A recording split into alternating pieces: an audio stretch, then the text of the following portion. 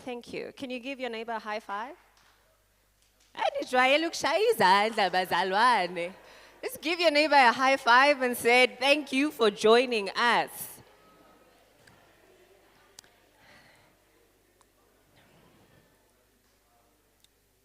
Okay. So just a little bit of a background, Nyana, ukuthi what is the purpose for today? Just what is the purpose? Why are we here? Our speakers, I greet you in the name of Jesus. Thank you so much for honoring the invitation. So in the Bible, Jeremiah chapter 1, there is a conversation that we are privy to, and this is God talking to Jeremiah. And God says, before you were in the womb, I knew you. Before you were born, I've sanctified you and ordained you for the nations. So that means, Masilana, we are not just here to take up air, but there's a purpose that God has for our lives. Amen?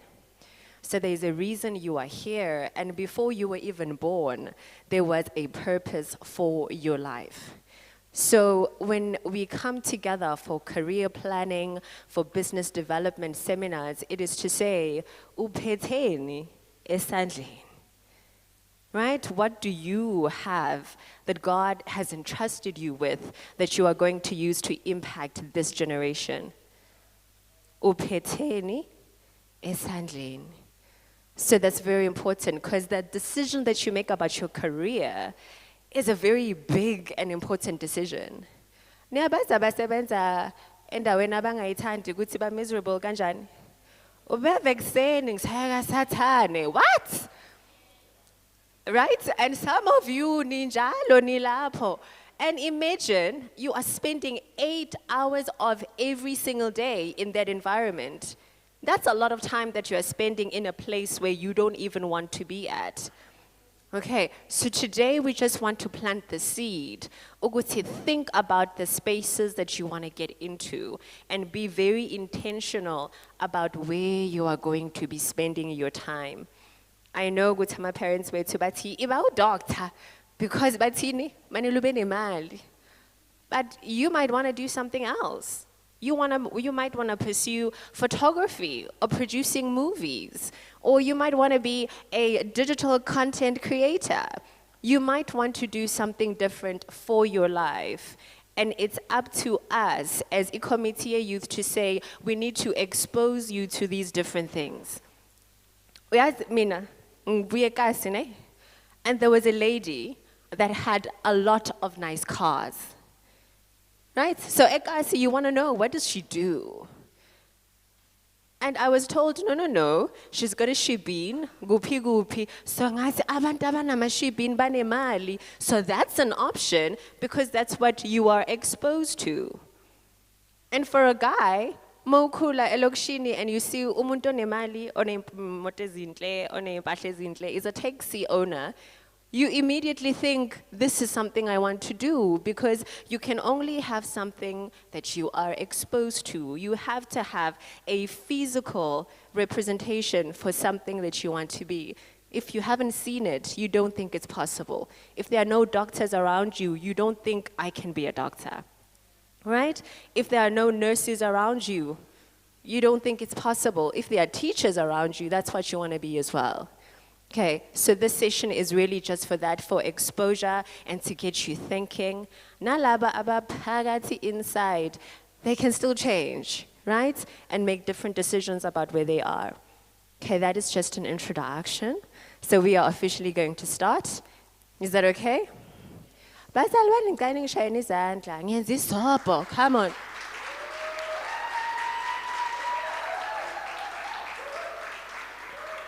So everybody that's watching online, you've missed isopa, the best sopa there is.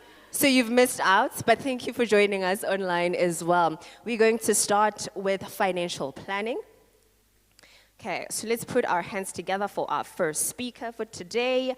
Our first speaker is Sechaba Mashile Masilela, also a son in the house. His expertise are financial planning for retirement, life covers, and education plans. Okay, so but this is how we're going to do it. He's going to do his presentation, but as uhleli lapho, if you have a question, please do the following. You can either just jot it down on a piece of paper and then put it in the basket lapemova. But if you know you are bold as a lion, uyibhale efonini, so that when I come back and say who has questions, you raise your hand and you say ngiyasha, right? But if you're watching us online, please just put it in the comment section and let's do this. Sichaba, you ready? Can we give him a big round of applause?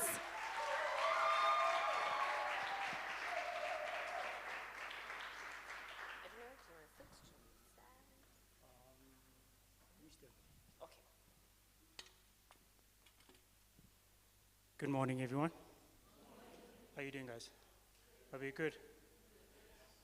As she said, my name is Chaba Mashile Masilela. I'm the son of this in this house, actually, of Change Bible Church. I'm a financial planner by profession. I'm a single dad to my daughter, Butlaba Palisa, Mashile Masilela.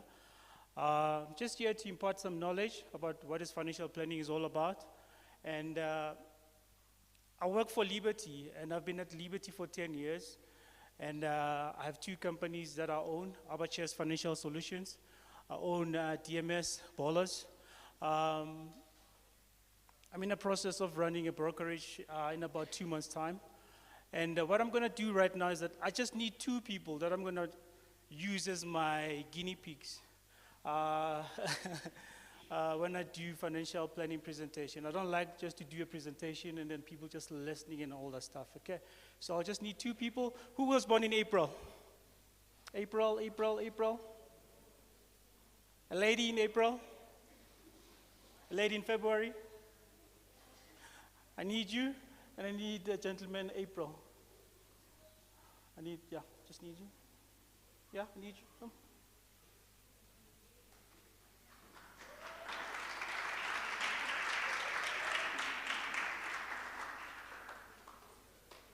What's your name? Lesejo. What's your name? Mpo. Okay. So I'm just going to use them as my guinea pigs. Why am I using them? It's because it makes more sense when I do that. Because financial planning on its own is a comprehensive thing. When I say comprehensive thing, it's not a 30-minute thing. It's an hour or 2 hours of just engaging with a client. Okay, so, Lesejo, what do you do for a living? I'm a chef. Sorry. I'm a chef. I work at Senton Sun Hotel. Mpo, what do you do? I'm a master's student and I work 2 jobs. Yeah. Please tell me what are those do. Okay, I work as an assistant at the department, at UJ, at the Department of Anthropology and Development Studies. And I also work as a MAPS mentor, as Management of Academic and Professional Studies. So the reason why I asked them what do they do for a living, it's because when I ask, or as a financial advisor or a financial planner, when we do financial planning, that's the first thing that we ask. What do you do, and what don't you do in life? Okay, so you said you're a chef. So tell me, what are your objectives in terms of financially? When I say objectives, what do you want to do financially? Firstly, I'd like to maybe make sure my foundation first as a chef learning. Oh yeah, there you go. First, I'd like to lay my foundation first, make sure my foundation is solid first, learning as a chef in different companies, and then after that, I do my own business. Yeah, that's it.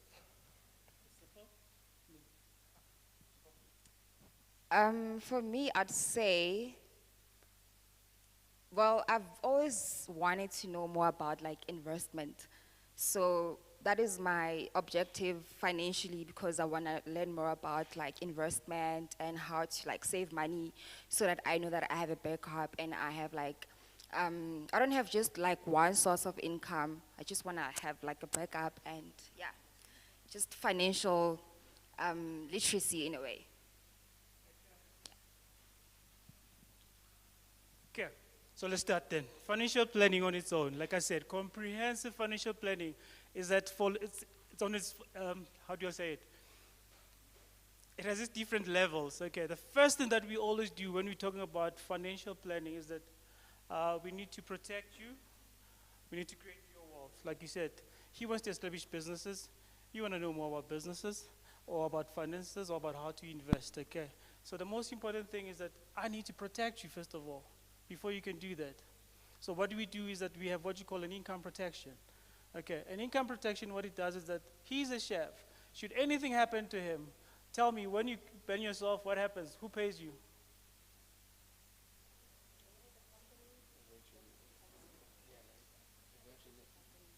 Do you have a mic? No. Well, if it's not a company, then it's myself. I have to pay for myself. Did you hear that? So he says that if he gets banned at work, what will happen is that he has to pay for himself. So when we talk about an income protection, for example, is that I need to make sure that you are protected for a minimum of 24 months, okay? So what it means is that if you get banned, that's what you call a partial impairment or what you call a partial disability. And then by that, what I do is that I'll pay you for a monthly salary for 24 months. And should it be, after 24 months, be told that you're not going to be able to work again or your profession, I have to pay you until the age of 65 or until you die. That's an income protection, okay? So that's the first thing that we do as financial planners. We protect your income, okay? Once we protect that, then I'm happy. Then I move to another sector, what you call retirement, okay? Retirement, what I do is that I make sure that when we invest your money, we lock your money until the age of 55 of age. Because what happens is that people are tempted, like, for example, you like shopping, I guess. You can say yes. Yes. So what I normally do is that I need, within your salary, I take about 27.5% of your salary, and I invest it and I lock it for you until the age of 55. Please know that retirement starts at the age of 1. So anybody from here can start investing towards their retirement, okay? So we invest for that money. Remember, the reason why you're doing retirement or you're investing is that you want to break your generation's what? Curse. So that's why we're in church and then they preach and they say, hey, we want to make sure that you'll be the first one that breaks that generational curse so that you can be rich. Please know that let it be you that do that. Why am I saying that? Is that when you invest within your retirement, at the age of 55, of course, you're going to take about 1/3 of your salary, and then 2/3 is going to be a monthly salary. And then what happens is that you might pass on. Please know that, not might, you will pass on actually. And then when he passes on, what happens is that the money that is left behind will be inherited by who? By your kids, or by your cousins, or whoever that you love, or your church, by the way.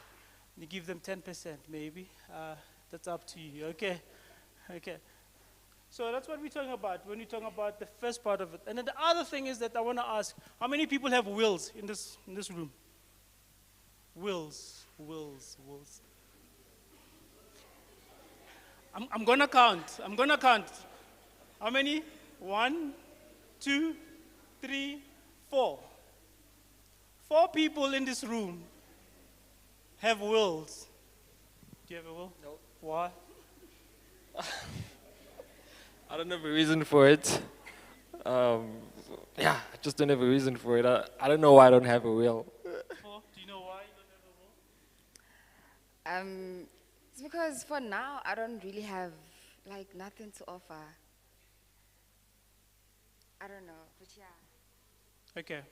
So a will is a simple documentation. It says, I have cutleries that I use for my cooking, and should anything happen to me, I want to bequeath, meaning that I want to give it to somebody that I love. Okay. So a will is very important because I think who watched Moja Love? Sorry, I accidentally watched it, by the way. Who watched Moja Love? So this is what you call Gugitila, ne? So what happens is that with Ugitila, what happens is that you'll find a lot of people fighting over what? Assets. Because of what? Because there's no will. So you have a car. So what happens is that do you have a child or do you have kids? So what happens is that he needs to bequeath. The meaning of bequeath means to give, ne? He needs to bequeath those assets to his loved ones. So he needs to have a will. That's why you need to have a will. And then once you have a will, then we know Guti, all your assets can be given to the rightful people. Okay, so you definitely need a will. What else did you want to ask me as a financial planner? I'm just fapping around, I'm just going around and around. Because normally what happens is that I have what you call a meeting one-on-one. So this is a different level for me. Just talking to everybody in the crowd. You said you want to ask about investments. I told you about retirement annuity. Your retirement annuity, you need to invest about 27.5% of your money. And then the second part of it is that you wanted to ask, but you didn't want to ask. I'm just going to tell you by now. You need to have what you call an emergency fund. So you need about 10% of your gross salary that you have. You need to invest about 10% of it as an emergency fund. I take it that everybody was affected by COVID. What happened? A lot of people got unemployed. I was the lucky one who was not unemployed because I work for myself. So what transpired is that a lot of people lost their funds. A lot of people didn't have funds in their account because they couldn't do anything. So they had to be what? They had to be sponsored. By who? By their family members. What's the other question you want to ask, Mr. Lesseho? You're my guinea pig today, by the way. Ask anything. As a guinea pig, I actually wanted to ask, let's say maybe I decide to, okay, I wanted to know which companies are best to cover you in terms of emergency. Okay, so I work for Liberty, and then Liberty, we call ourselves the University of Financial Advisors or Financial Industry. So all the other guys are what you call our kids, because they all come, which is true. Discovery come from us, Momentum come from us. A whole lot of them come from us, by the way. Okay, because what we do is that we're the first one to invent retirement annuity. We're the first ones to invest income protection. We're the first one to invent what you call an educator benefit. An educator benefit, what happens is that if you as a parent, you pass on or you become permanently disabled, I must make sure that I pay for your children's education. I'll give you an example. Just next door, there's a tombstone guy. Do you remember the gentleman? Mr. K. He is my client, or he was my client, Mr. K. So he passed on in August 2021. What transpired then, before that, he had what you call a dreaded illness. I'm not going to mention a few things because of Poppy Act. Yeah, he got through into an illness which we call it a dreaded illness, and then I had to pay him millions while he was still alive. And then after a few months, I had to pay him again millions because we considered it as a disability. And then he passed on. And I gave his beneficiaries money. And his kids, he's got 3 kids, a son and 2 daughters. One of the sons at St. John's, I have to pay that money. When I say I have to, it's because I run that portfolio of Mr. K. So I have to pay for his children's education. That's what you call an educator, not an education benefit. An education benefit is an investment. It says, I want to invest for my child, and then when I invest, what will happen is that at the age of 18, I want to pay for my tuition fees. Okay, where do you want to go? Oh, you said you do masters at UJ, ne? So, for example, if, for example, it had happened that, are your parents alive? Oh, sorry, yeah. So, if it had happened that one of the parents passed on or became permanently disabled, I was going to make sure that I pay for her tuition fee until she finishes her master's degree, okay? So that's what happens within an educator benefit or an education investment. Another question? Guinea pig? Guinea pig is still thinking. Guinea pig, do you have a question? Well, in terms of investments and saving and all of that, like, what would your advice be to like a young adult or just a student who wants to like invest or wanna learn more about like savings and all of that, like they don't know anything, they just don't have the financial literacy, what would your advice be? Okay. So did you hear what she said? She said, she mentioned the word savings and then she mentioned the word investing. Those are two different words. Savings means that faki mali yako phansi kwamatrasi and then hoping that one day it will be fine. Okay. And then investing means that you take your money, you bring it to me, and then I take it to portfolio manager. A portfolio manager says, I know what's best for you. I'm going to invest this money, and then I'm going to make sure that this money brings you returns. Okay. So currently we have what you call an inflation, and inflation right now is at about 6.8%. So what I do is that when I invest your money, I must make sure that my returns or your returns are above 6.8%. So if they are below 6.8%, we call that a negative real rate return. But if it's positive, it's a positive real rate return. So meaning your 10 rand that you give me now, its value must be above the inflation rate of 6.8%. Okay? So you were asking, so what should we do for the young people is that, okay, I need you, for example, you give me a little bit of about 750 a month. I put your money for a minimum of 5 years. And then for 5 years, me and you every year, we have what you call an annual review meeting. And then I discuss where we started and where are we right now. But I'm going to ask you, what are your objectives for investing that money? I don't want you to say, I just want to invest. Okay, so I have a simple client. I call her Renault Clio 3. It's my client for real. She stays in Campton Park. She was almost your age, Ayanda Racheku. She said she wanted to buy a Renault Clio 3. I said to her, do me a favor, go to Renault, go and ask them how much are you supposed to pay every month. She went there, I said, go to the insurance company, ask them how much you're supposed to pay. She did that, and then in total, she was supposed to pay about 5.5. And I said to her, let's do this. Let's not buy a Renault Clio right now. Let's take that 5.5 and invest it for a minimum of a year, and then let's get about 9.7% return. And we did that. To this day, she still invests that money. It's more than 9 years now. And she's making good money. She's a manager now at DHL.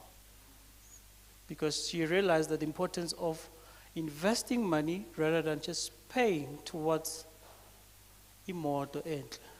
Because I love cars. My favorite, okay, I'm a Toyota person. I'm not a Mercedes or BMW. I love Cruiser, a Land Cruiser, because I love the bush.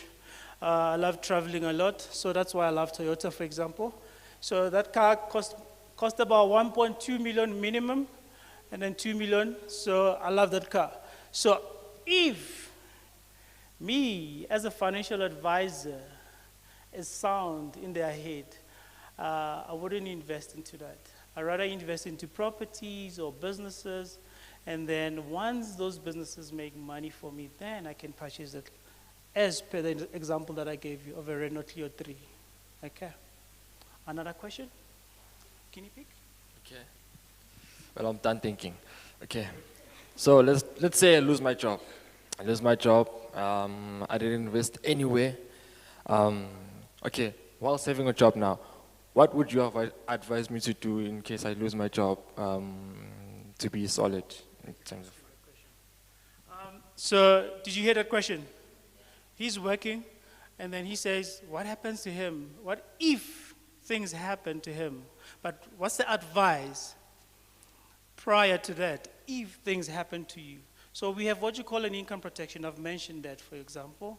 Should you be partially disabled or permanently disabled? Please know that disability, it doesn't mean that you have to break your bone.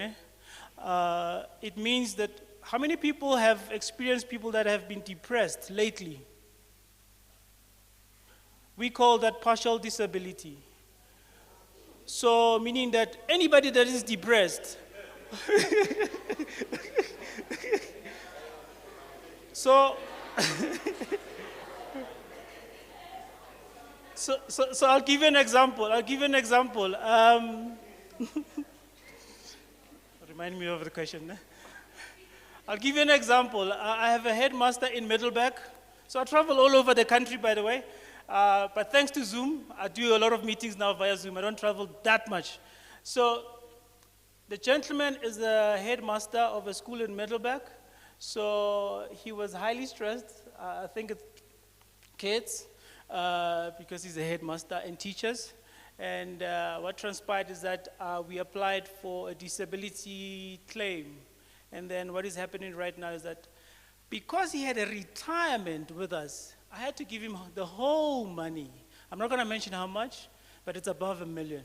And then every month now, I pay him a monthly salary until the age of 70 because he is disabled. We call that disability. Okay, that was the question that he asked. A second part of the question is that should he be retrenched? We have what you call a retrenchment protector. A retrenchment protector pays you between 75% to 100% of your salary, but for a minimum of 6 months to 12 months. Okay, so in that 6 months or 12 months, I want you to go and find a job or try to be an entrepreneur again. And then while you're trying to do that, I pay you for 6 or 12 months. Okay? Any question? Guinea pig? I love my guinea pigs because they ask relevant questions. But I need anyone this side or this side that has questions. Please ask questions. Feel free. There's no dumb question. Every question is correct. Yes, ma'am. Hello, Ponzo.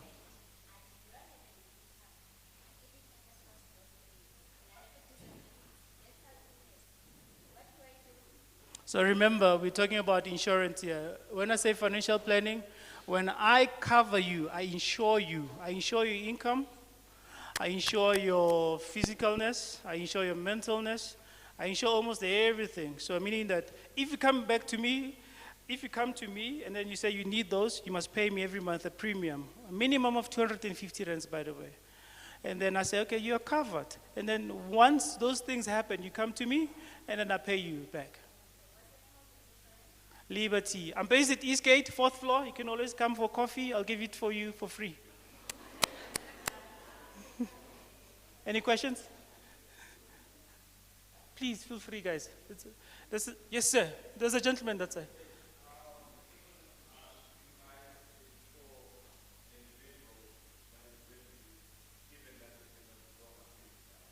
Please come. I didn't hear that. Please come. I can hear you, yeah?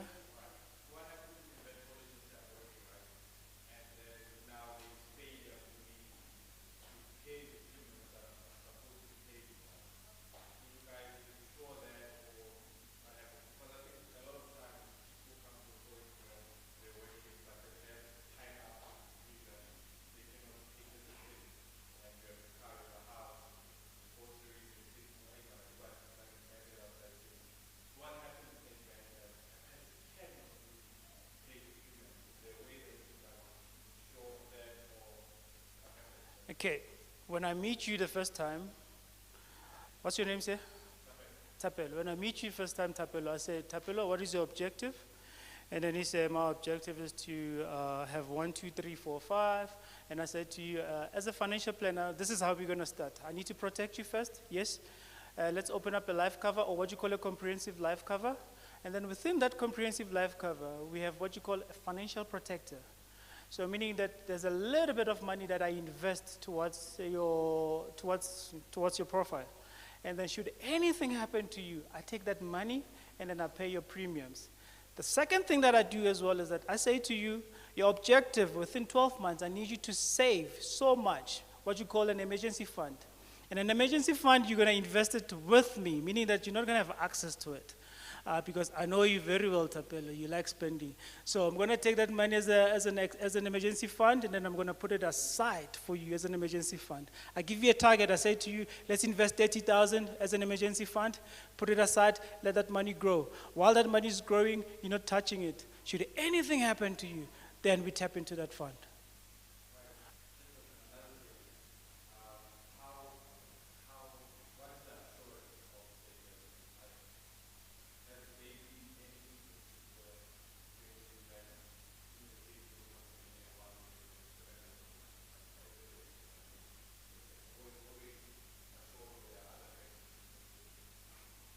I'm not getting your question clearly, but. Mm-hmm. Okay. So what I do as your financial planner is that I say to you, okay, uh, these are the portfolios that we're going to select. I test you, first of all, what kind of an investor are you? Are you a conservative, moderately conservative, aggressive investor? And then I take a specific portion based on your profile, and I say to you, you're an aggressive investor. So if you're an aggressive investor, I take a certain portion and put it in what you call a listed property. A listed property, for example, all the malls that you see at Eastgate, at Sandton, at Melrose Arch, for example, all of them are owned by Liberty. So what it means is that I say to you, come, let's invest to those property, maybe 25% of that. And then people are renting out in terms of that. And then when people are renting out on that, so what do we get? We get profit, and then I share it with you. Okay. But the question is, how do I assure that the money is safe? So what happens that every 3 or 6 months, I have to come to you and say, Tapelo, are you happy with what we have?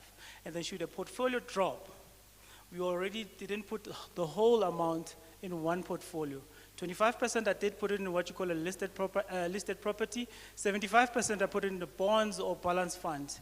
Okay, so those ones, when it comes to a bond fund, it's guaranteed. A bond fund says, if I invest 50% of my money, I'm going to get exactly 7.1% or 8.5%. It's guaranteed. Yes. Any questions? Yes, ma'am. Yes. Yes.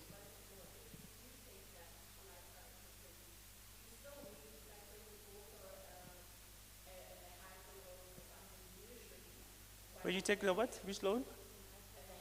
Okay, yes.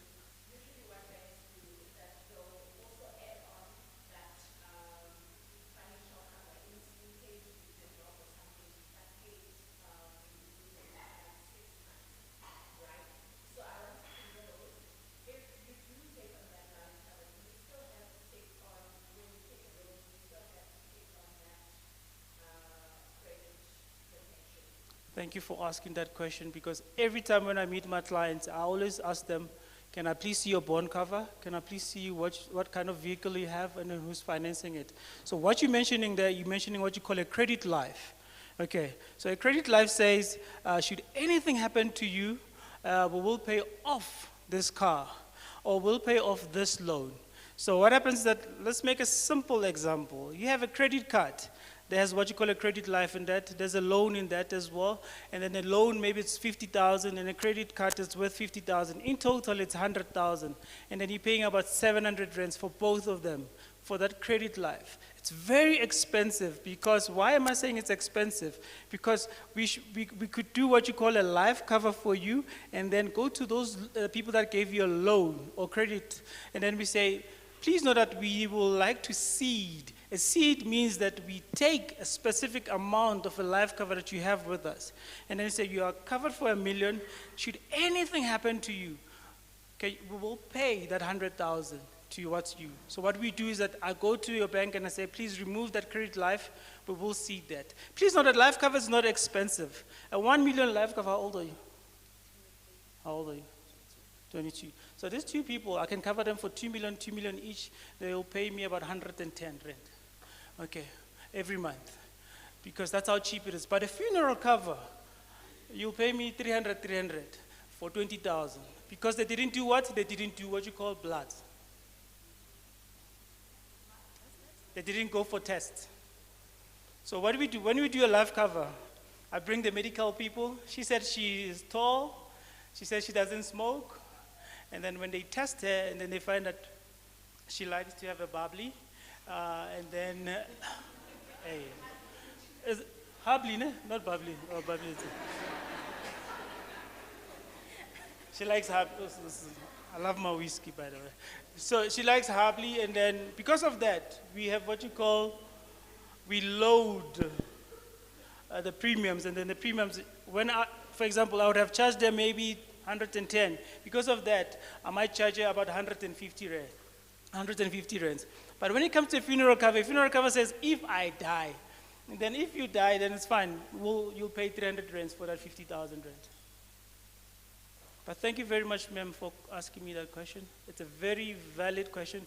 Why am I saying it's a valid question? Because you end up paying almost 3 times or 4 times for what you're not supposed to pay for. So I can cover you for 1 million, for 300 rands, and then just making an example. For 300 rands every month, and then we can take all those portions that you're owing to those banks, your loans, your credit card, we can seed them. So there's 2 types of seeding. There's what you call a collateral seeding. There's an absolute cession. A collateral seeding an absolute seeding says, should anything happen to me, you have a bond, ne? We do that on a bond. We say absolute seeding. Are you listening, guys? So an absolute seeding says, she's got a bond, for example, and they say, should anything happen to her in terms of death or disability, let's say your house is 1.5 million, I've covered you for 1.5 million, and then you already paid about 500,000, or you paid 1 million, you just left with 500,000. And then we're talking about an absolute seeding. Remember, I've covered you for 1.5 million, and then should you die on that period, we pay off that 500,000. Please note that the 1 million doesn't go to your beneficiary, it goes to the bank. That's absolute seeding. So collateral seeding, I always change that to my class. Don't worry, we change that as financial advisors. We change it for you. And then collateral cession says, should anything happen to me, you owing the bank 500,000 on that 1.5 million bond. You pay off, and then the 1 million that is left, we give it to your beneficiary. Did you get that, guys? Thank you very much. Guinea pigs, any questions? Well, there's a trend actually. After when you finish school, né? Okay, when you begin to be an adult. So our parents tell us, hey, you need to get a credit score. You have to have a high credit score for you to be able to get things. So can I ask, sir, what's your take on that?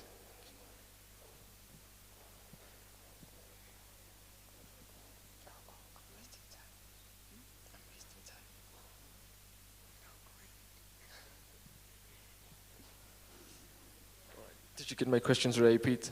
Credit score? Yeah, credit score. I wanted to ask actually, what's your take on a credit score actually? Won't it maybe strangle us in future if you have too many credits? So please know that you're allowed to have a debt, né? But as a manageable debt, because you want to increase your credit score. You can have that jet account. Okay, it's fine. But please make sure that you pay it on time. Okay. But please note that with loans, with your credit cards, they charge you up to 21%. Okay, so it's useless to have that if you're not going to pay it quickly. Pay it quickly, then you're done. Okay, unlike when you have a home loan. A home loan, you'll pay about 8 to 13 to 14%. It's an investment, it's an asset. But a credit card, or Jet card, or Edgar's card, there's no sales house, no? But it is important to have a credit score. Remember the word credit, it means are you worthy of being given that money so that you can pay it back. That's the word, that's the meaning of it. You said you have questions. Yes, ma'am. Hello. Hi everyone. I've invested with Liberty. I can't hear you, right? Can you hear me now? Okay. Come. Okay, so my investments are with Liberty. Yes. As the rates have gone up, does that affect my investments? Because maybe I'm used to like having a 10% growth on a monthly basis, but then because of the rates, does it affect it? So you have investment with us, and then you're saying because now you're seeing the repo rates are going up. Yes. Guess what? You're making more money. Oh. Okay.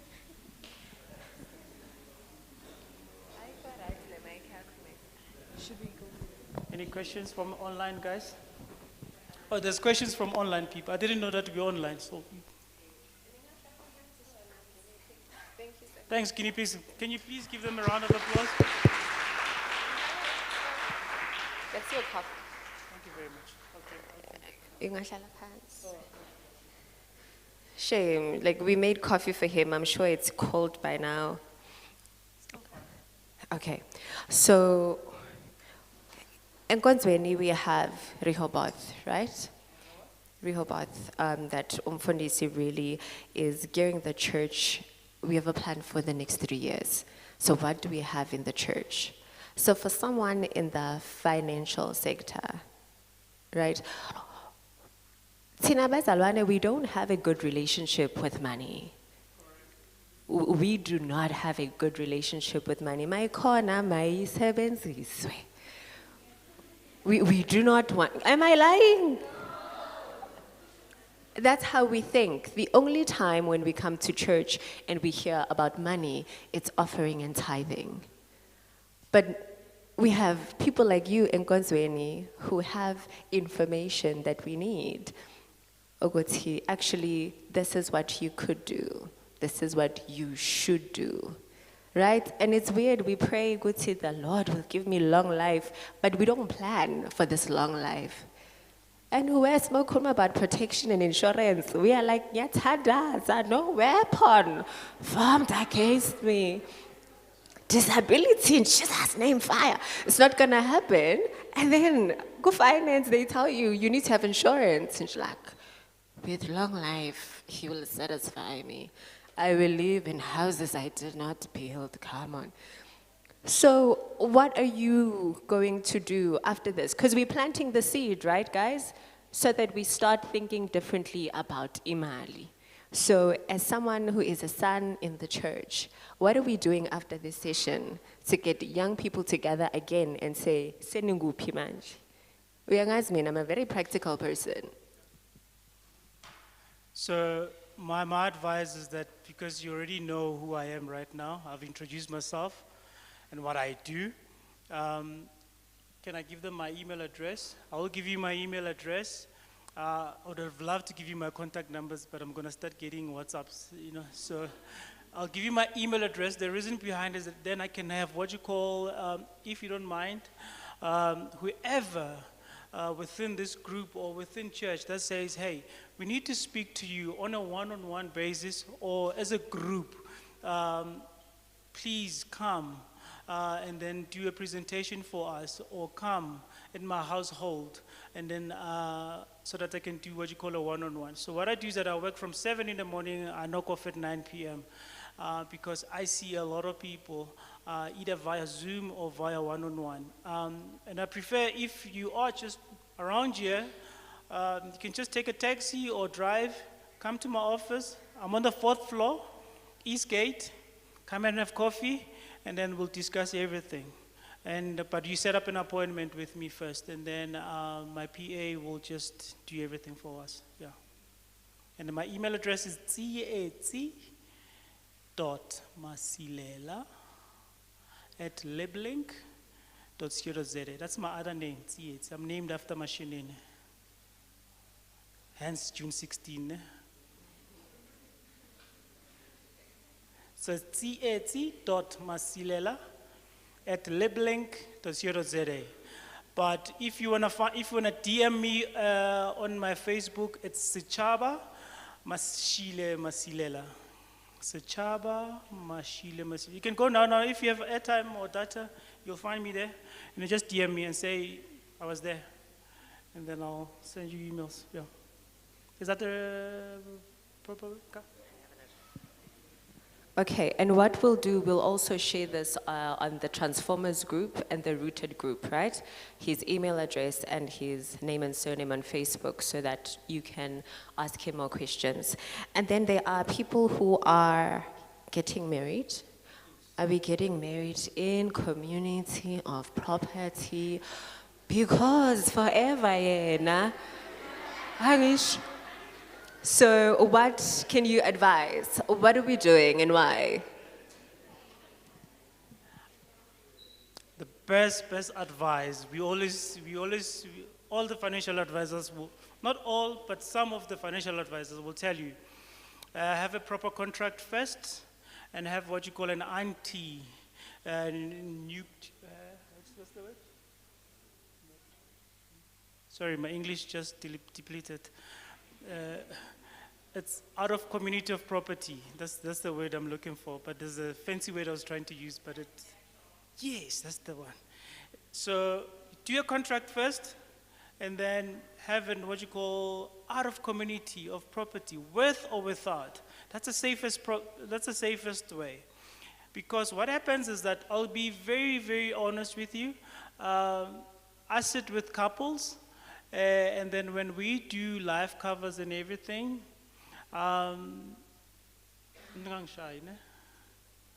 when we do life covers and then we ask beneficiaries, that's when the husband and the wife will say, can we do that separately? When I say separately, they say, can I give you the information separately? And what happens is that the hubbies will always give their wives 100%. And unfortunately, the wives will always give the sisters, the daughters, the grannies, and then the hubby, they give 20%, which is a fact. Okay, so that's why I'm saying to you guys, you need to do what you call out of community of property contracts.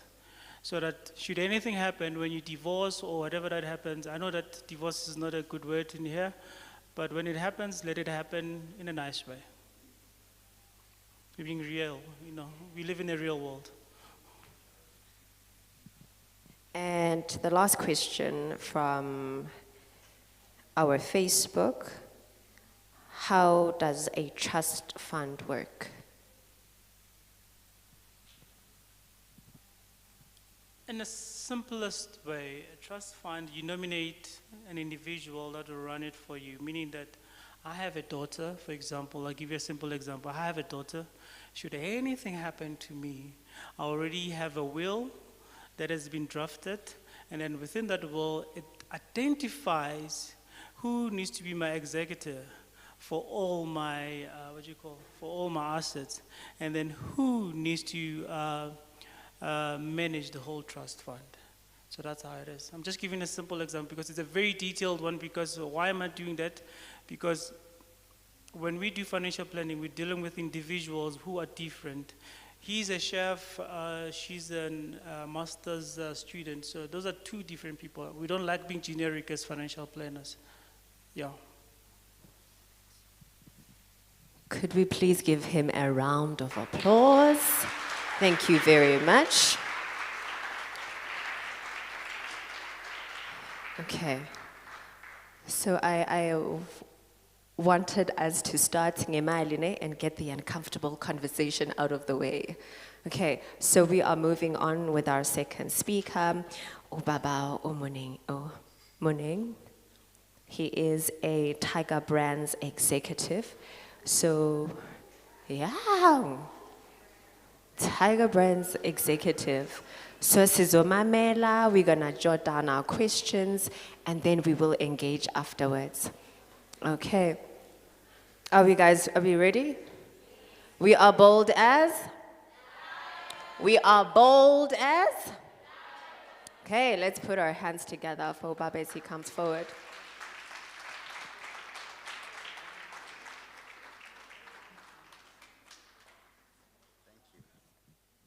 Morning, guys. Good morning. My name is Ndai Moneng. Maybe I'll need a pulpit. Sorry, ne? I just need to. I think I must move it so I can put. Ne?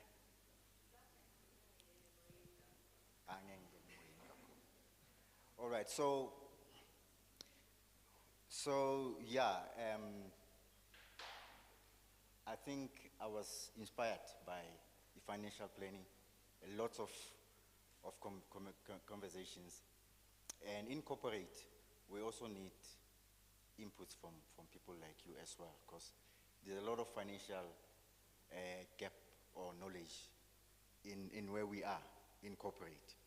So what do I do at Tiger Brands? I think I have to just explain few things before we talk about corporate and career development, which I was asked to talk to. So I work in supply chain. So I think industries, there's different types of industries, from mining manufacturing, retail. So I am in supply chain. Supply chain, we basically talk through where we talk about planning, we source material we need or we procure, and then we manufacture the products or the goods. And then we also do distribution. That's supply chain. All right. So, and I think in there, if you look at careers you find in supply chain, you'll find safety and health. It's one of the careers. You'll find also quality of the products, obviously, the raw material coming in and the products that are getting produced. You find also production, engineering or maintenance, okay? And also planning. We call it sometimes SNOP, supply.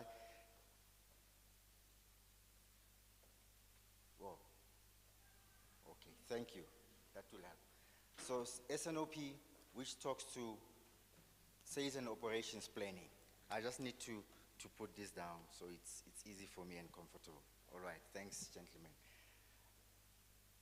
So I think also there's also other supporting functions. So I'm trying to explain in terms of how the corporate structures you will find. And I'm spending more time in supply chain because that's where I am.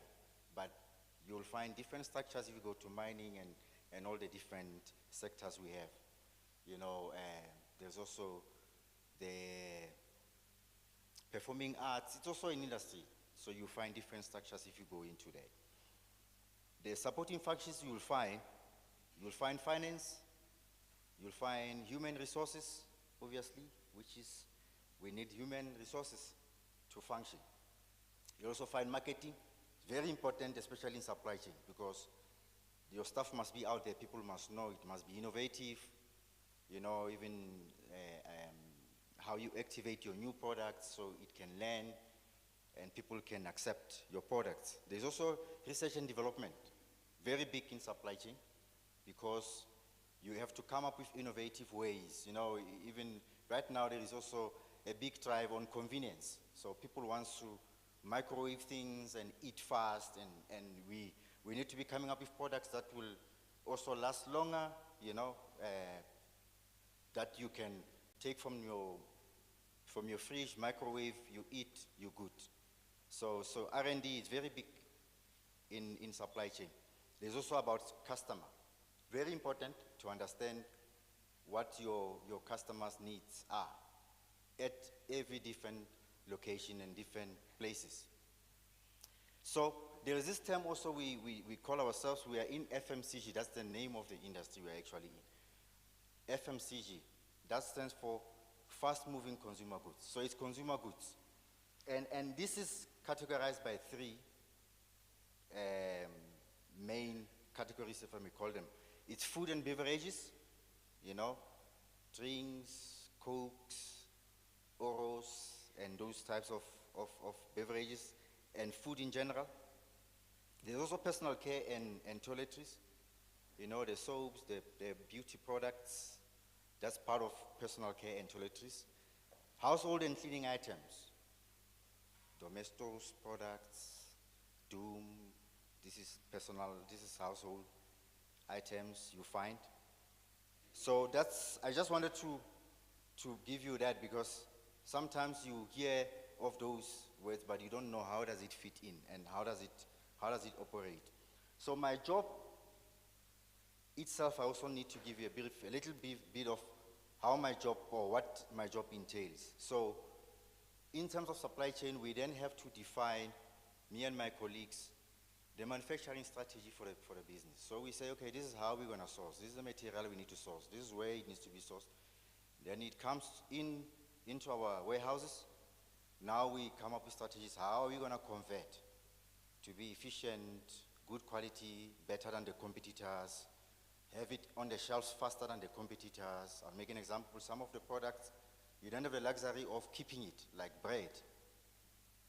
So the bread that you buy from the shelf, we produce it at night. In the morning, it gets loaded. And the strategy is, how are we going to get it there first? So when you go there and you're looking for bread, you must find our bread on the shelf. So we come up with those strategies to be, how are we going to be efficient in how quick we can convert, less wastage, get the product out at the lowest possible cost, so we can be competitive on the shelf. Our products can be competitive. So also what we do, we then have to build capability, because some of the processes we define at a strategy level, but we must come back to the shop floor and say, okay, we need to build capability. How must our machinery be operated? How must the process be driven? And for us to win. And we also look at the compliance to these policies. So we will go around our manufacturing sites and we assess how the policies are being accepted, how the policies are being executed, and what is our maturity. So we also, we also look at the skills of the people. Do we have the right people skilled to execute their jobs at different levels? Up to the manufacturing managers, obviously. People that are in charge of the manufacturing facilities, we must make sure they have the right skills and they are able to execute the strategies. So, how did I get into my role? I studied electrical engineering first and got into engineering, and I practiced for about 12 years, two different companies. And then I went into operations management. So now I'm no longer only focusing on engineering, I'm looking at the whole operation. Sort of, we used to call them general managers in the past, but now you have different companies calling them different names. I was called the plant manager, so you are in charge of the plant. And in my journey also, that included being an expatriate out to Nigeria. I worked for 3 years as also a plant manager there, because our business had interest in one of the companies in that country, so they needed us to go there and help with the integration and oversee, the takeover and make sure that we set the business in that country to succeed. So all in all, I've been with them now for 13 years. Okay, so, but I'm in my 4th job in these 13 years, including Nigeria and then back. So, yeah, that's my journey in terms of where I am. I think I forgot to also mention, I'm married, 2 kids. One of my kids is here, Tato. She's accompanying me this morning, and her brother is at home. So I think now I need to give you, in terms of your career development, how to make you successful, how to make it stick. And I also wanted to, as I'm sitting here, I'm thinking, I didn't want to give my age away, but I'm going to have to say it to make a point. So 16 June, I was a month coming, so it happened a month before I was born. So I was born in 1976, in July. So in 1990, I was entering high school. So you remember 1990? Nelson Mandela was released. So when I got into high school, we were out in the street because we were celebrating. And when I wrote my matric, 1994, what happened in 1994? We were voting. So my high school, our high school years, my generation, our high school years were hectic. Things were happening, just like yours. You just came out of COVID, and there are a lot of things happening. All right, so I think it's very significant to me, the June 16 events, because you can see the impact they had also in how I got out of school, and I had to start. I remember when I started, and in engineering back then, it was very difficult for people of our skin to also get in. And you will be trained by people who will say to you, when you make a mistake, yeah, you see, You were in school, you were not learning, you were busy throwing stones. All right, so that's the reality. But I think I just want to give you tips, guys, because it's important to understand that, first of all, a career path is not linear. You know, when you were still growing up, you were in high school, you're thinking, you know, I'm going to graduate, I'm going to become an intern, I'm going to become a qualified accountant, and I will become an executive or a CEO or whatever. It's not always like that. In corporate, guys, sometimes even before you even get to corporate, just developing your career, even at varsity, you might end up changing the course you wanted to do. You might end up thinking after second year, no, I don't think this is what I want to do anymore. Change it and go to another. So it's never linear. So you must, and say now you finish, now you went through your graduating. When you get to work, even if you studied human resources management, it doesn't mean when you come in, you become a human resource manager. I have to burst that bubble very fast. Very fast.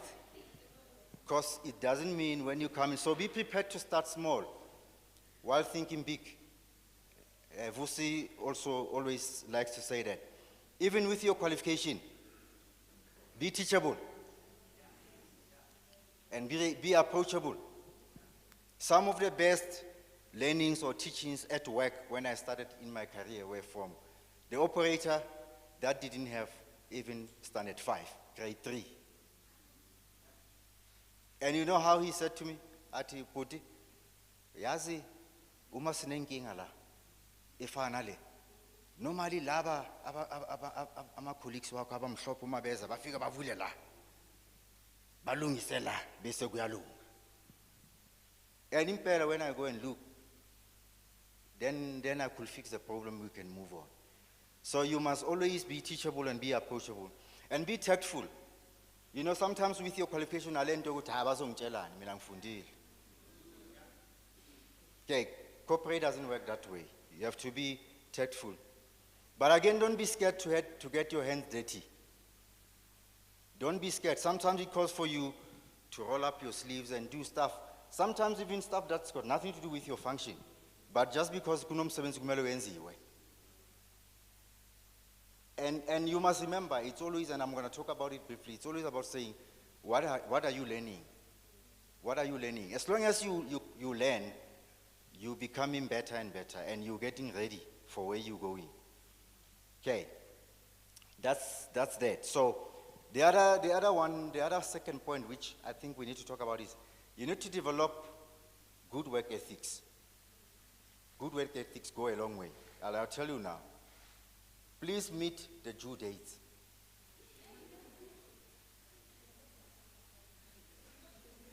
Even if it means you don't sleep, even if it means you are not on TikTok for that night, because there's a due date, respect the due dates. And don't be wasteful. Don't be wasteful. And waste, in our field, waste we measure in many ways. We also measure it in if you're doing a task that needs you to be up and down too much, it's waste. I don't know how many of you have seen, when you go to YouTube and check some of the manufacturing processes in countries like China, Japan, Korea, those people, you'll find them sitting on one conveyor. The product is coming to this person, he works and then he passes on. They are so fast. It can be a very fast process, but they are quick, they are focused. And you're not allowed to be standing to go look for stuff. That's how efficient, so they want, it comes and it goes. You don't make a mistake. If you make a mistake here, you stop the production. So be efficient, avoid up and down. If the coffee station is that side, you're going to have a lot of up and downs. Rather have my coffee here and work. I stand when there is time for me to stand up, I come back, and then I carry on working. So some of those things incorporate, they go a long way. Sometimes that's the difference between you being recognized for embracing the values of the company and being labeled, this one is lazy. Or Leona, uhambisa izindaba, ama rumors ezangalo. Because uhlala hambile njalo, angekho where he's supposed to be. So be careful about it. Look out for opportunities to solve problems. So in corporate, there's a lot, in every function, not only in engineering. I'm talking general, in every function, there's always opportunities for doing things better. But kufuneka abantu abafundile from Rehoboth, abanama ideas. And let those ideas come out. Hey guys, why are we doing? Sometimes it's a simple process that you can come and give it a very nice twist. And everybody says, hey, wow, this thing we didn't, why didn't we think about it? He said, well, no, let's not walk this way, guys. It's better if we walk that way. It's quicker, it's faster, you can be seen, and you know what I'm trying to say. So look out for opportunities to solve problems. Okay. And there's another one, under this one, under the work ethics. Take accountability for your own goals. There's this thing also, corporate is structured, kuna ma rank, and if you have an issue you can't fix, I'm sure you need to escalate. But never think, once I escalate, the problem is no longer my problem. Never think escalating takes away the accountability from you. Remain accountable. It's your goal. Actually, your escalation, once you think of it that way, it becomes a different, psychologically, you're not going to go to your boss to say, here is the problem, man. You're saying, you're saying, I've been dealing with this problem. This is what I've done so far. This is what I'm thinking my next steps will be. What do you think? You're looking for an input and a guidance that will help you successfully solve instead of passing it on. So we have a lot of that behavior which sometimes in corporate becomes a problem. I have my own, as your boss, I have my own challenges. I have my own problems that I need to be solving. Now you want me to take my problems and yours, but I've employed you to also deal with your problems. You understand? So it then becomes difficult for you in corporate to excel. Okay, so the third point is learn your business vision, mission, values, and behaviors. In some businesses, more than others, their mission, vision statements are very important to them, and their values. Everyone must talk them, everybody must embrace them. Their recognition schemes are based on that. So if you want recognition, if you want to be promoted, if they're thinking of somebody to be given a better role somewhere, you want them to think about you, make sure you know what is their values, because think about it, you're spending 80% at work as people that are fully employed or that work for corporate. So I might as well make sure I understand and embrace the values here, because if they don't resonate with me, I'm going to have a very tough time. I will be upset, I will be confused, I will be frustrated most of my. So I rather make sure I understand the values of the company. I try and live them up, because every company is a living organism. It has its own culture, customs, practices that they want you to embrace. If you don't want to be miserable, just learn those and make sure they resonate with you. Your job becomes easy. You then start understanding where the company is going. All right. The third point, have your own career development plans. Career development plans don't end when you choose a course that you're going to do. So when you enter corporate, your career actually starts now taking shape. So you have to have your own career development plans. Because every employer, they want people that they know where they are clear where they want to go with their careers. Nobody is going to be thinking for you.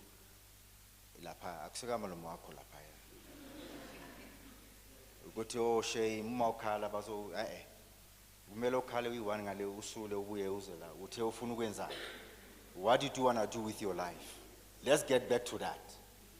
All right, so you need to know that it's a very harsh environment most of the time.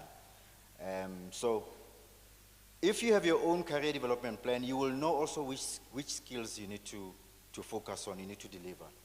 Because the career development plans also help you understand where you're weak, where you need help, where you need support, where you also need to go out of your way to go and learn certain skills. Because you must also remember, guys, everybody is hired there. Even the CEO is working there.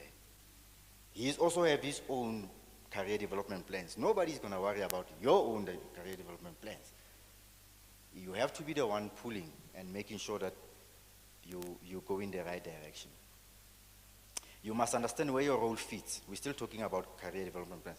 Understand where my role fits in the hierarchy or in the structure of the organization. So I can seize the opportunities when they come, all right? And understand also which functions internally are my customers and my suppliers. So an organization is like that. Where you are, you have people that are your suppliers, you have people that depend on your work to do their work. Understand that.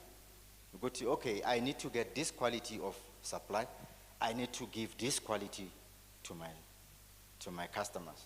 That way then you are not a problem. Then you will always be on top of your work. So if your career development also helps you to understand, okay, in your current role, what is crucial for you? Which relationships are important for you?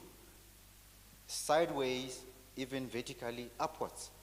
Guys, understand. You know, in the past, we had this army, most businesses had the army style of structure where you can't talk to that guy. You have to talk to only this one here. But organizations don't work like that anymore. They're very lean, and even the CEO, when he walks in here, you won't be able to say, that's a CEO.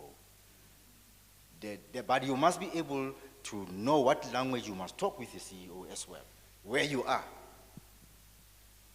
I don't know if you get the point. I think it's about saying, as part of your career development, you must also identify those relationships, people that I need to work closely with, so that they can also help me in my own job, so I can deliver the goals. Second last point, before I allow questions, manage your own growth. Okay, everyone, we all have our unique, our own unique journeys, but be prepared to learn new skills. Okay, a lot of the people become lazy once they've got a job that they wanted to do, and they think my learning can stop now. And you find out there is still a lot of things that you could be learning even from other functions. So manage your own growth, be prepared to learn new skills, even things that are outside of your own field. I studied engineering, but I ended up in operations. Completely different. Okay. And I've learned that the soft skills, because there's a difference between the hard skills, the core skills of the job. As an engineer, you need to know how to code, you need to know how to do this stuff. As a financial person, you need to know how to do the balance sheet. You need to, that's the hard skills, but there's also soft skills. That's very critical if you want to go far. You know, your interpersonal skills, how you relate to people, how you communicate, communication skills, very important. Leadership as well. Even your own self-leadership, when nobody's watching, how do you set roles, how do you pace yourself, how do you execute?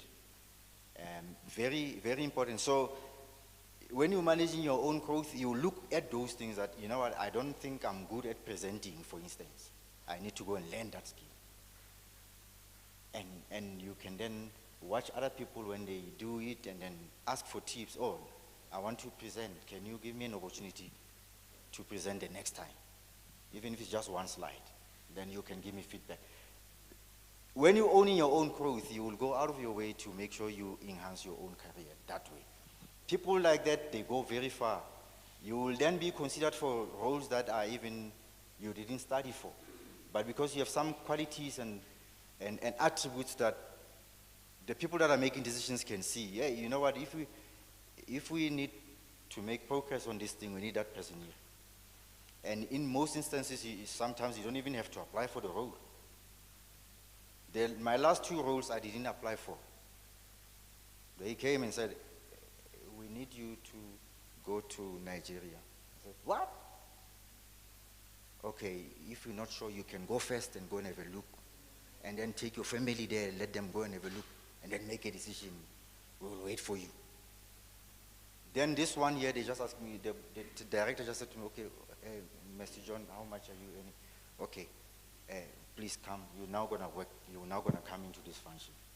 No interviews, nothing. But I think because of what was required, my skills and my competencies met what was required at the time. Not always the case, but it's important if you've taken time to develop yourself, stuff like that happens for you in corporate. All right. So the last point that I want to make is find a mentor. Find a mentor. And we don't do this enough, us. We don't do it enough. Sometimes we think about it when it's way too late for us. But a mentor is somebody that will help you navigate, especially if they have already gone through the journey that you want to go. They've done something that you want to do. You look up to them, you aspire to get there one day. They are the best people. But you must also remember, I say find a mentor, but sometimes people expect the mentor to come and find you. But you are the one that must manage that relationship with the mentor and be disciplined with it. All right. And I didn't talk a lot about discipline. I wanted to also say, around discipline, you're not always going to be motivated, okay, to go to work and to do certain projects. They're going to ask of you too much. You will feel this is way more than what I can offer, I'm prepared to offer. But if you're disciplined, you'll always stand up and carry on and get stuff done. And you will thank yourself later. All right. So find a mentor and manage that relationship. Because that relationship is going to help you navigate your career where you need to go. That's it for me. I think if there is any questions, I will take the questions. There is a question right at the back. Unless you want to take the mic.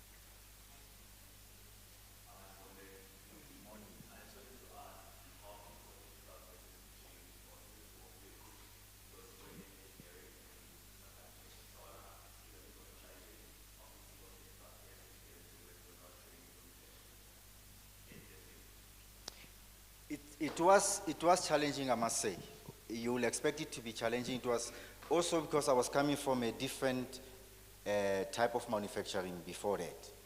So I worked in pulp and paper before I came into supply chain. And my first role here was to be the head of operations. But what helped me, it's because I had the base now. And it's all manufacturing, heavy engineering. It was easy for me, first of all, to understand machinery and processes very fast. And secondly, I think the attributes around interpersonal relations, being willing to learn from other people, listening to the people that have done it. Because I walked in there, I found people that have been there 30, 40 years. I wasn't going to start learning everything from scratch by myself. But I then consulted with the people, and again, for me, it was very clear right in the beginning to say, you know what, I need, because it's a completely different field. There are certain relationships I needed to form very fast. My quality manager, my maintenance manager, and my production manager. So I had those guys very close to me, and those were like my second in charge. So if I'm not at the office, one of them will be standing in for me. But then it created the relationship, the trust relationship, where they could call me, even stuff that I'm missing, they could tell me, hey, don't forget this, remember this, in terms of the process. So it then became better for me. But I must say it was tough.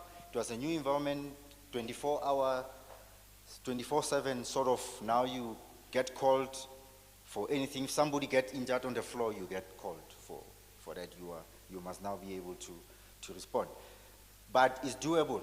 You must just, if you've acquired the right types of skills and competencies, you find that some jobs, when you walk in, within 2-3 months, it becomes natural for you. You start adapting.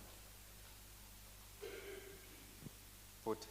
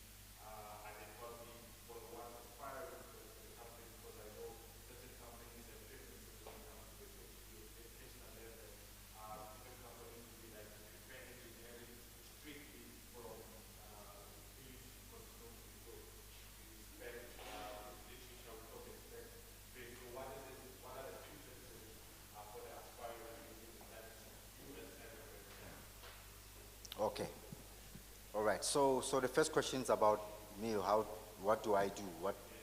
Okay. So I think the job that I currently do, the one thing that's very critical for me, and I think for you to understand, I'm not office bound, first of all, so I don't own I don't have the job is not so tangible, if I may call it that. So the people that I go and support, I do my job via those people, but they are the ones with the resources. They are the ones making things happen. So I come and coach, I come and say, hey, this is what you need to look at, this is what you need. Then I depend on them. So the one thing that's very important in that role, first of all, is that you have to connect with your customers. So I have to make sure they understand where I come from. I have to make sure that whatever the process that I'm gonna suggest to them, I must make them execute. So they must know that it's for their best interest to execute. So I must make sure that they can see value in what I'm trying to propose to them, first of all. Because first of all, they know the process more than I do, their own daily activities. But if I'm gonna come in and say to them, hey, you must now, I don't think this one is gonna benefit you long term, let's look at changing it. I must have a way of making this person who's in charge at this facility see the value that I'm trying to propose to him. So my job is mainly around value. Am I adding value? Once they see value, the why is clear to them. They know why they must do it. You'll find out even if I'm not coming to that site for a month, they will go and execute by themselves because they saw value in what I suggested. So that's what actually drives the role that I'm at. In terms of Tiger Brands, if you go to the website of the company, you will see that every year, at least once a year, we have an intake of interns. And we are also very much active on LinkedIn as well. You'll see us posting a lot of those. So we don't have a preference in terms of universities per se. And now also we're looking at different fields: finance, marketing, engineering, operations, microbiology, food science. We're quite broad. But also even engineering from the lower level, we have now an apprenticeship program that we run. The intakes, every time it's a time for the intake, you'll see it on the LinkedIn. But if you go to the website and register your CV there, you'll see when there is intakes that are being called to apply. So we are broad. We don't have a specific field that we focus on per se, and we don't also have a specific university that we take from. No, we take from all over. All right, good. Sis.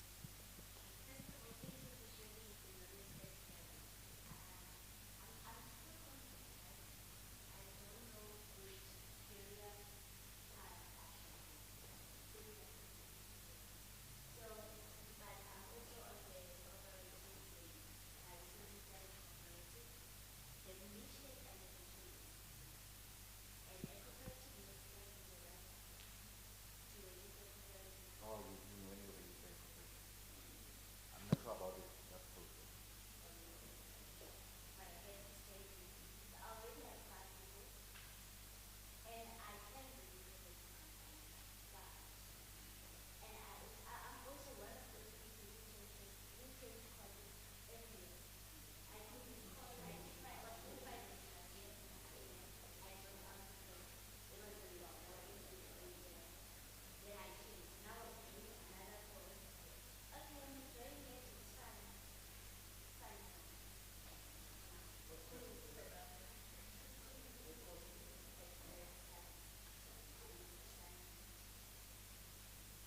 What in science are you doing? Are you in high school? Oh, okay, that's what he's asking. What are you doing? Are you doing engineering, science, or what are you doing?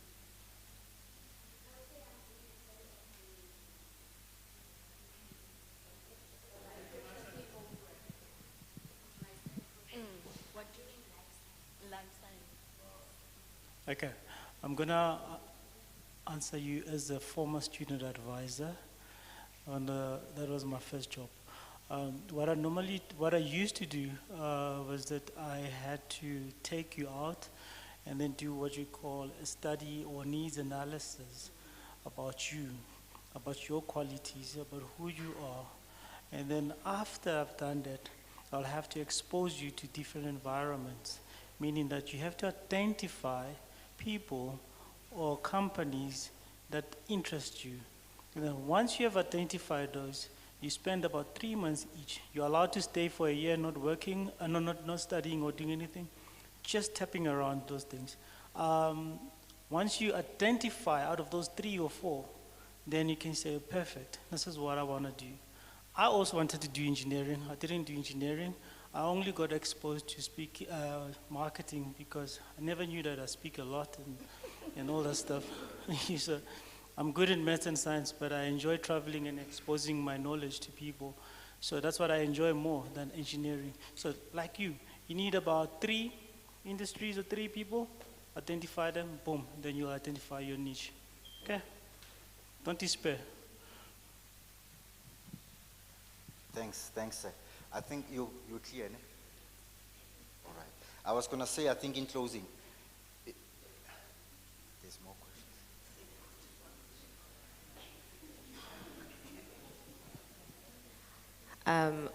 Umbali says, I'm so happy with everything Obamaneng mentioned. I'm motivated to start small, but it will get tough, but we trust God, right?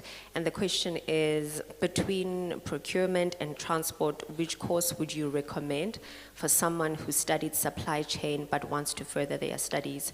As you did mention that you may study a course but feel that you need to reroute.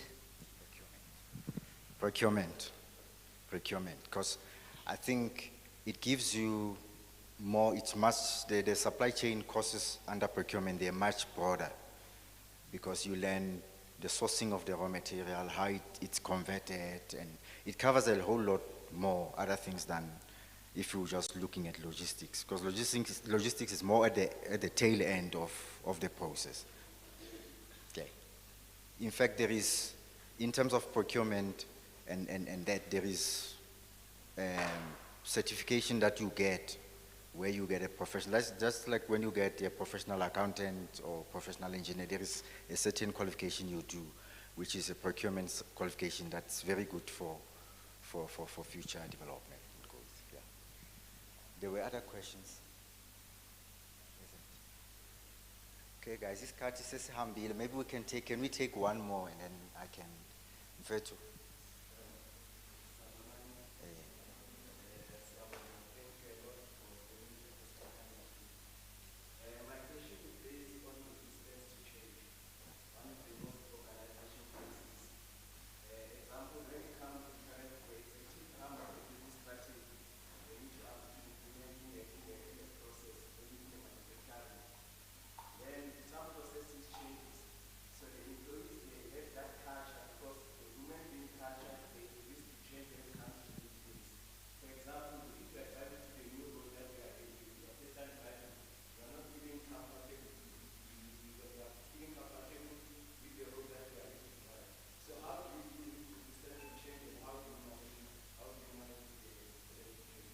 Yeah, for every process, thanks for the question, Fred. Every process, when you want to change the process, there is also a change management that needs to, it's a process on its own that you need to undertake. First of all, make sure you have capability. People must be capable to deal with the new process that you want to introduce. You can't just say, here is the new process, run with it. I found that to eliminate frustration, firstly, you must make sure people are capable, and it's part of the change management process. Also to make sure that you can then incorporate the learnings, and the people must give you feedback, how you communicate the change, how you learn the change, and how at some stage you need to transfer also to them so they can take ownership of the change. You have to make sure you follow that change management process. And you must also remember, I mean, in organizations, I already said, fast moving FMCG, things happen and things change all the time. So it has to be the culture of the business to say we must be agile. We have to, and you pitch it as part of the vision of the organization. We are agile organization. So you cannot be satisfied staying and doing things the same way and expecting a different result. You have to adapt. So your people then expect you to come with new things all the time. If that's the expectation, you then have to help them with how to manage that change. And you will find out that everything you implement becomes successful. All right, guys, thanks. They've asked for my number as well, so I'm not sure if I can say it here or you will share the number. All right, thank you. Thank you, guys. Yes.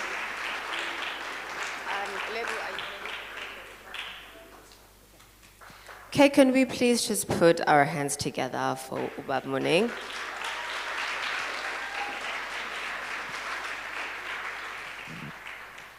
I love so much that you said, Baba Guti, you need to have your own career development plan. Have a reason why you are getting into the career that you're getting into.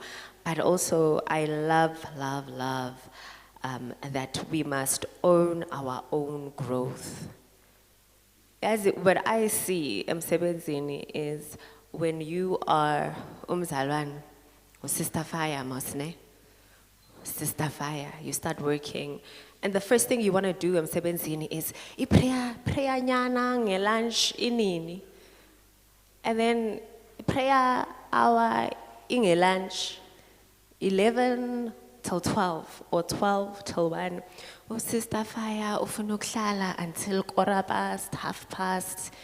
And then management has a problem with that. Ukuthi umzalwane, however, you are not respecting the employer.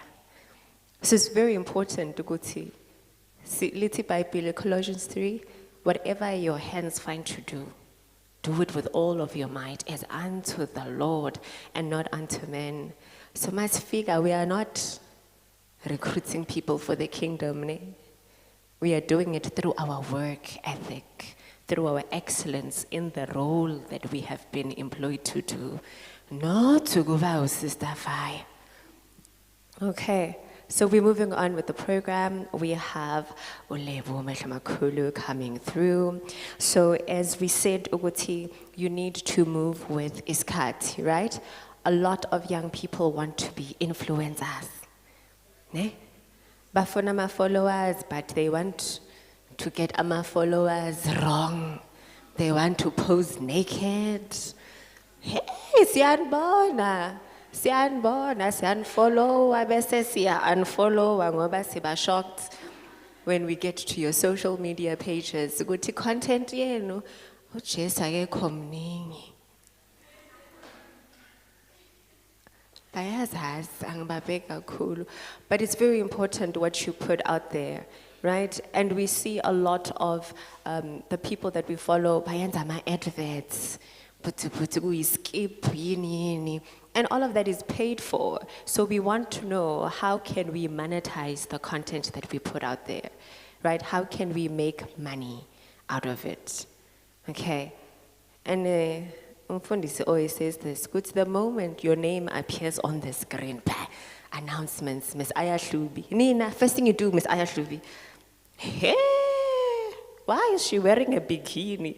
Ano Miss Aya, use beach, manele ngifake tracksuit. Bazalwan. Okay, but so let's talk social media, how to create content. Let's put our hands together for Ulebo.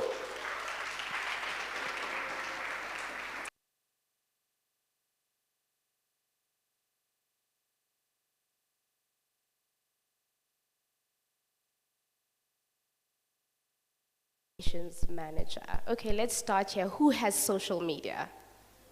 Everybody has social media. How many are on Twitter?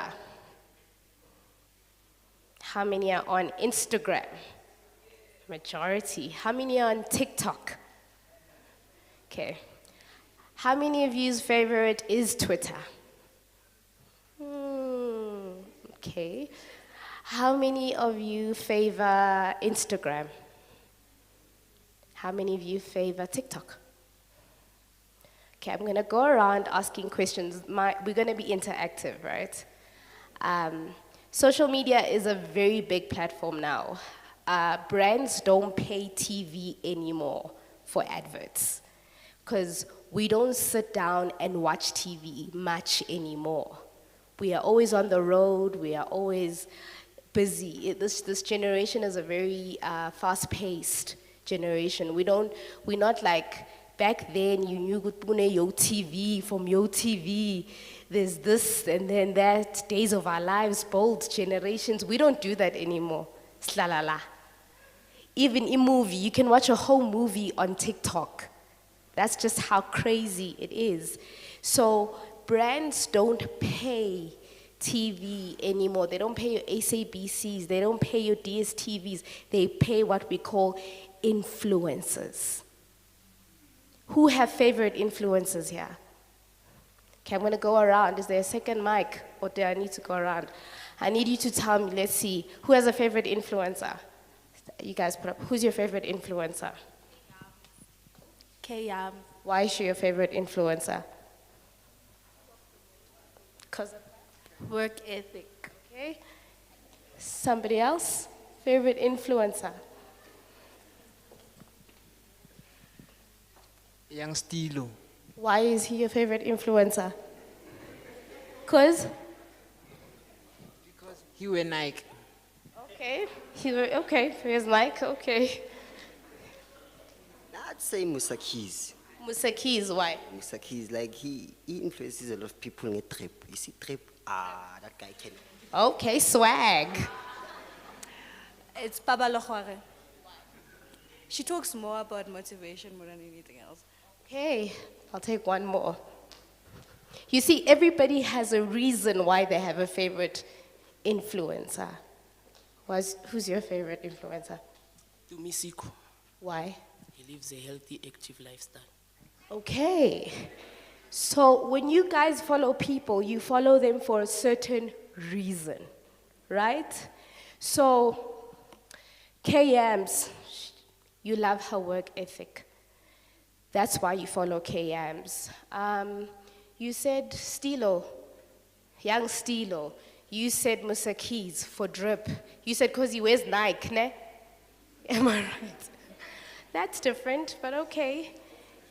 So every brand approaches an influencer not according to their followers, to the impact they have.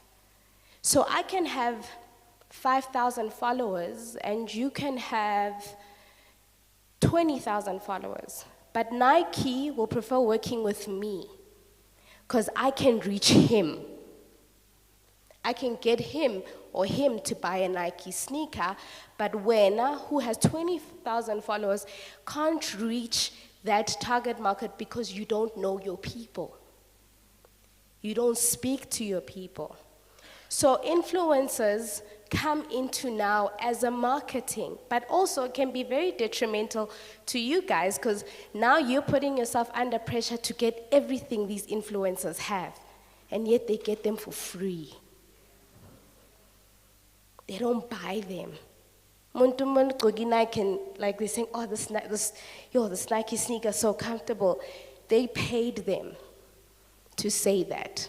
He might actually hate the sneaker. That's the truth. That's influencer marketing.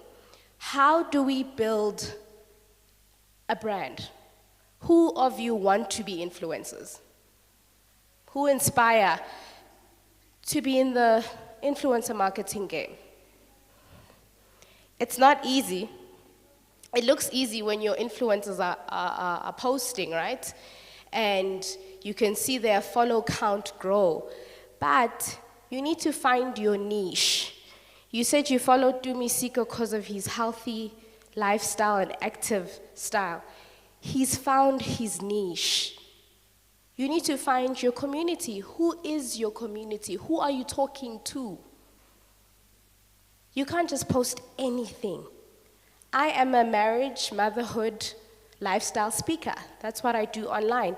If you follow me, you know you're finding my child, my husband, my family life.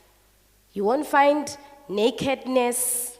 You won't find groove. You won't find the next party, you will find that and my lifestyle, how I go about my life and challenges I face on a daily. That's my content. So if you're going to now open yourself up to the marketing, who are you talking to?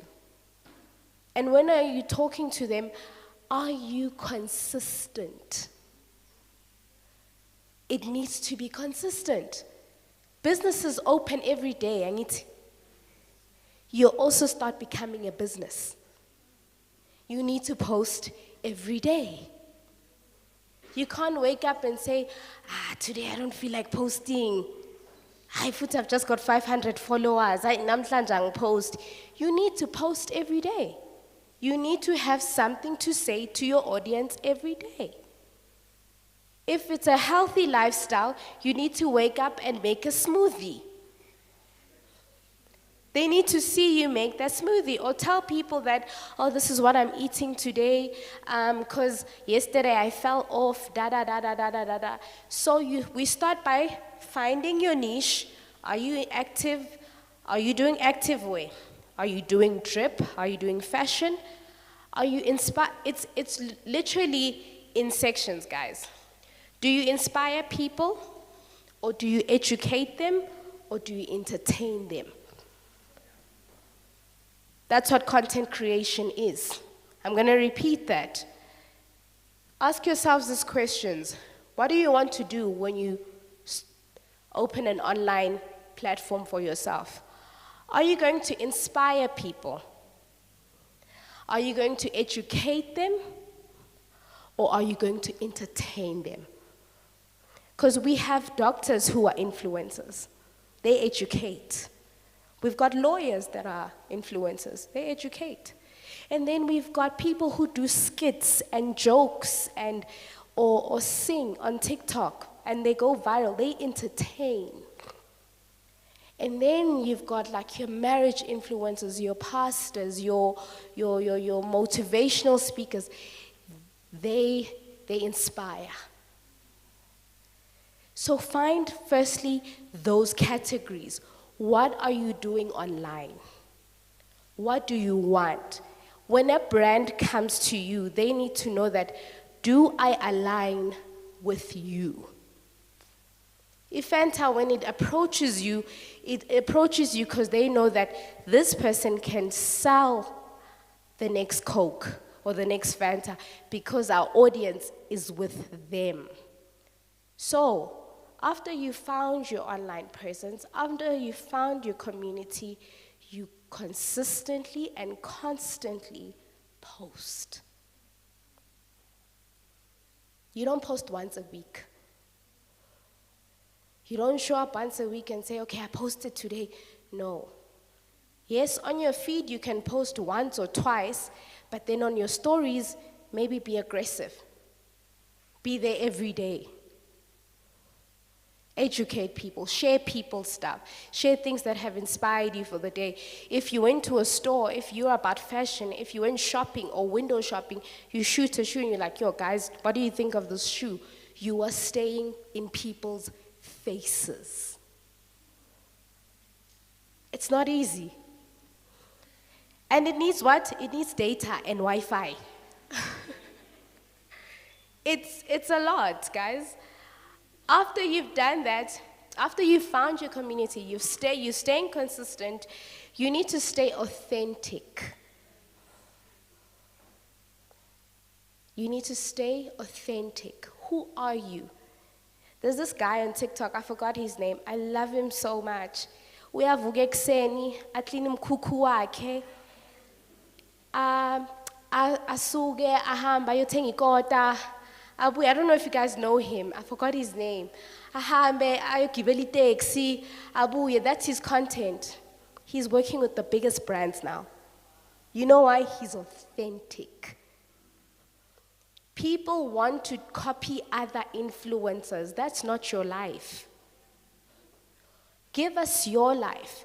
If you wear Mr. Price on a daily, how do you style your Mr. Price clothing? If you wear Pep, how do you style Pep?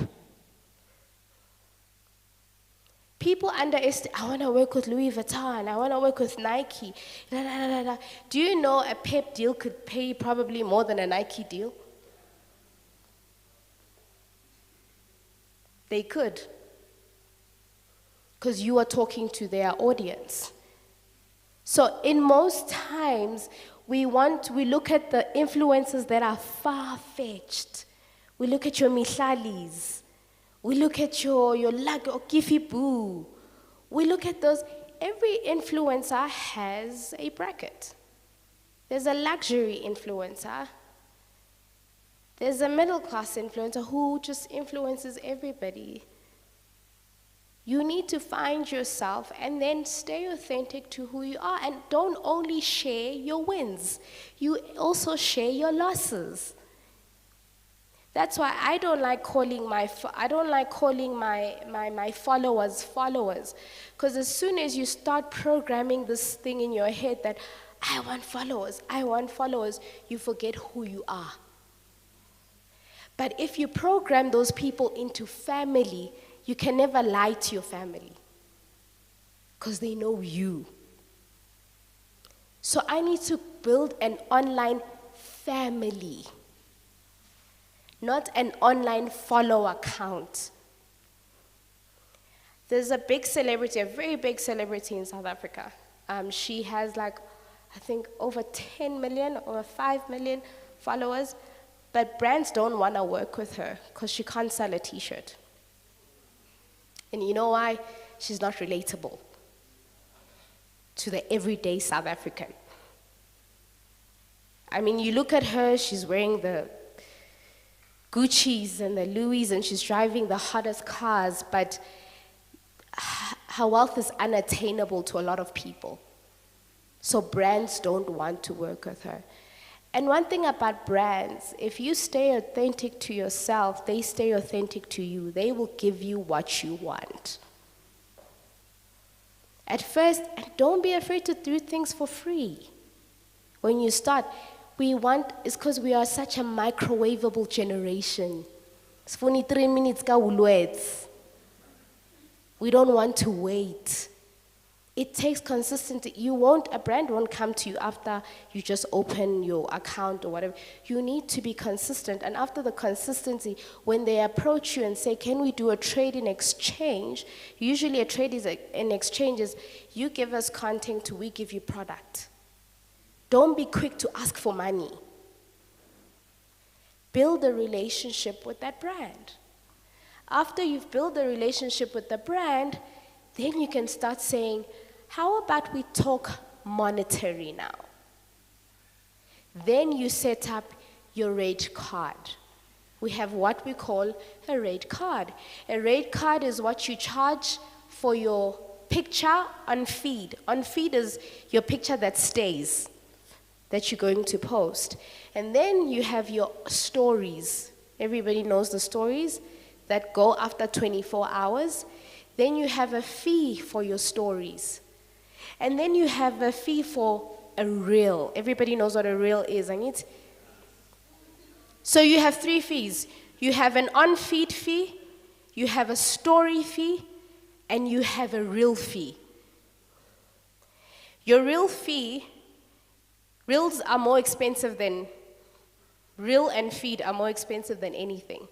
For a feed, depending how big of an influencer you are or how much of an impact you have online. For a feed post, you can, if you're starting off, you can start anywhere between 3,000, 4,000 just for a picture. This is when you're starting. This is when you're starting, usaqala. So you can say 2,000 rand, 1,005 for a picture. This is when you're starting. There's what, micro, macro, nano, micro, and macro influencers.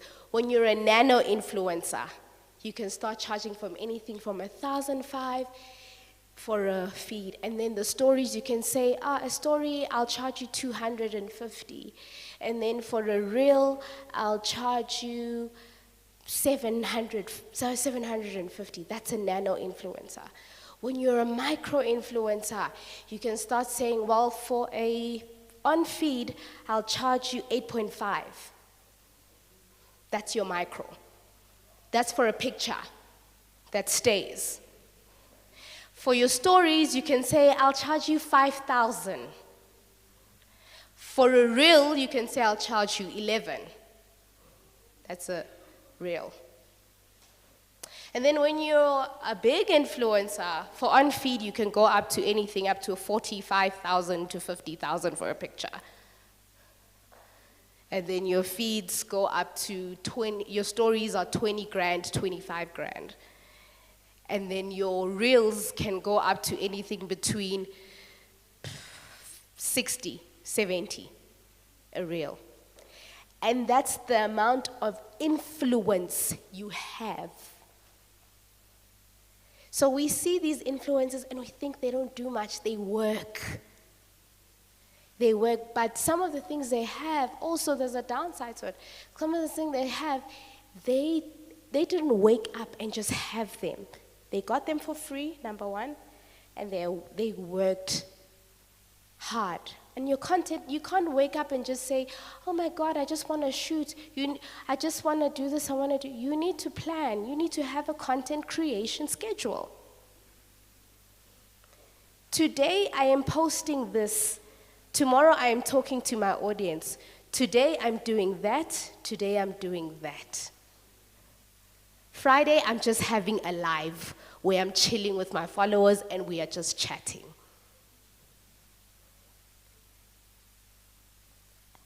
I always say our mothers were the original influencers. And why I say our mothers were the original influencers, every black home has Tupperware. Am I wrong? Every black home has Tupperware. And this one mother went to this society and saw this Tupperware and said, "Uyithenge kubani? Ngiyasithanda lesitsha."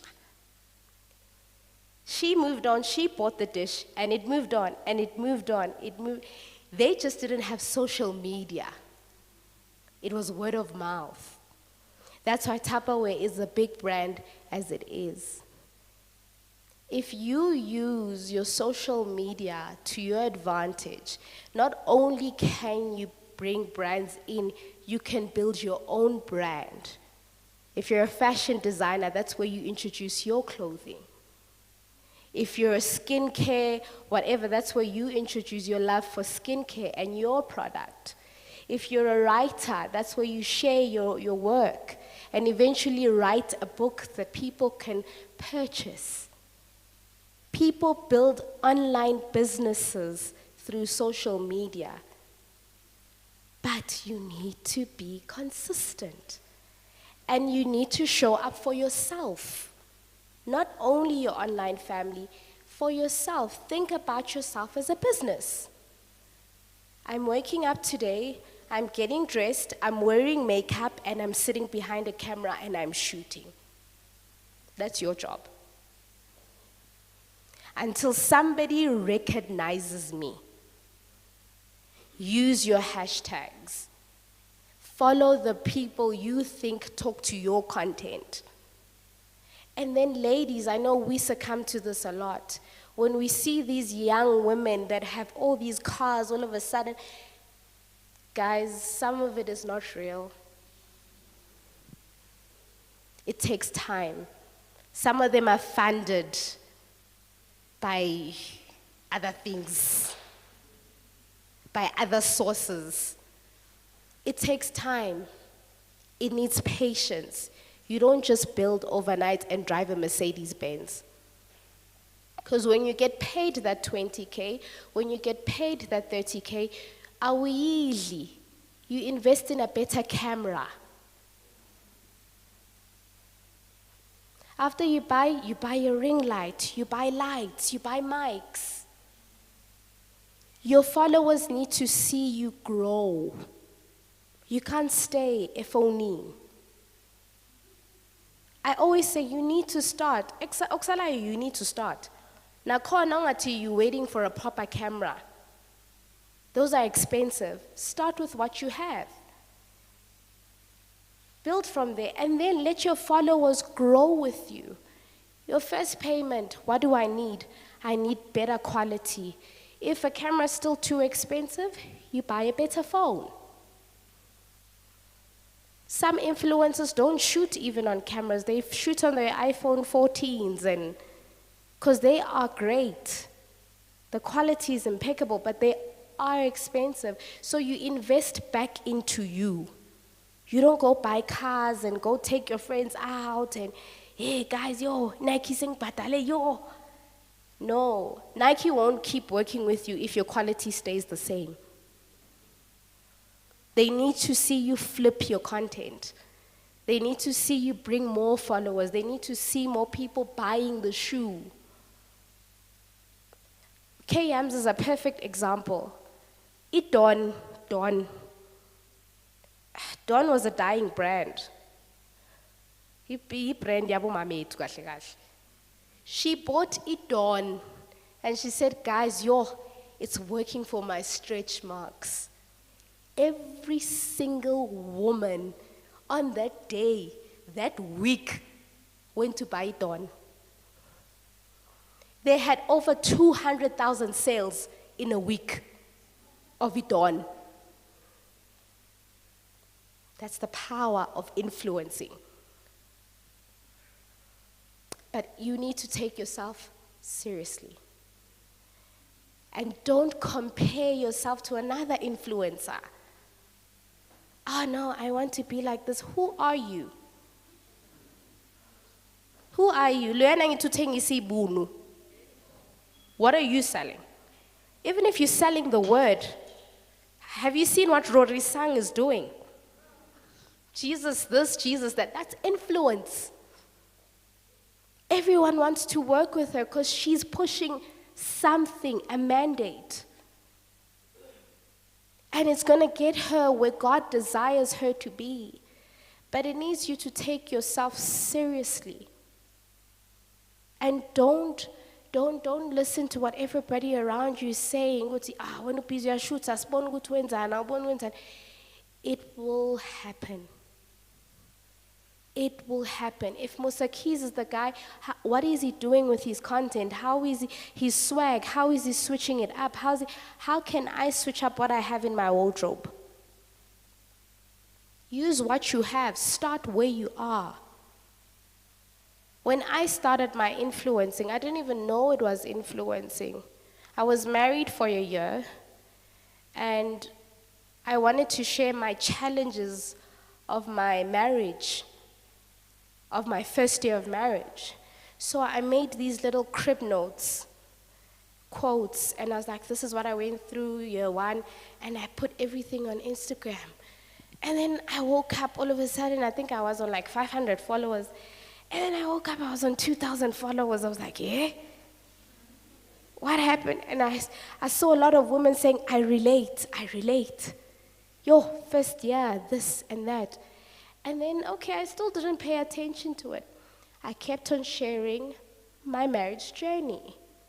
And then I had a baby. And then I shared my journey with my child and my husband, the new chapter of my life. And then I went from 2,000 followers to 5,000 followers. And I just kept on sharing. It's being authentic to who you are. It's telling, I always say, social media is telling your story through art, through poems, through fashion, through, if you're a doctor, if you're legal, it's sharing your story and giving advice. Find your platform. I don't really think Twitter's the place. I think that's the ghetto.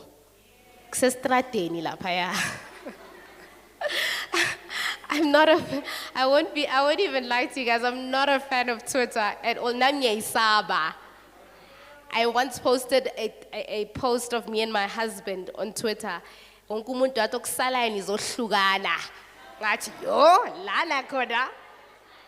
leaving these streets and I'm going to stay on Instagram and I'm going to stay on TikTok. But there are people who use Twitter for good. you know? So you need to find your platform. Once you find that platform, you start using it. You start monetizing on it. YouTube. Me and my husband started posting YouTube content together. And the YouTube check is good. YouTube, those people, they respect us, those ones. They could respect us a bit more, but they see you. YouTube, you get paid through ads. So how it works is, if people watch your content, and you know you have that little thing that says skip ad. Don't skip. You're giving me money. Most skip are you taking out of my pocket. If you don't skip, if the ad was, so they choose ads according to your content. With mine, it's family content. So it'll be mostly your maybe household things, child-friendly things, breakfast, whatever. So if Jungle Oats is on my ad space, Jungle Oats, every time you don't skip, will give me like a good 100 and something, 200 and something, if you don't skip. If you skip, you've taken money out of my family's mouths. I'm making you guys feel guilty. My children are not going to eat because you skipped. So don't skip. And then if you start becoming a very big Twitter personality, YouTube personality, if you become a big YouTuber, you start getting paid partnerships. So then Jungle Oats starts paying you to have you place them in your videos. So before I start my video, I make my child some Jungle Oats, I share with you guys, yo, Jungle Oats is so amazing, guys. Have you tried this flavor? Oh my God, this flavor is so nice. I've done my portion. Jungle Oats has paid me whatever I have requested from them. And then my video continues.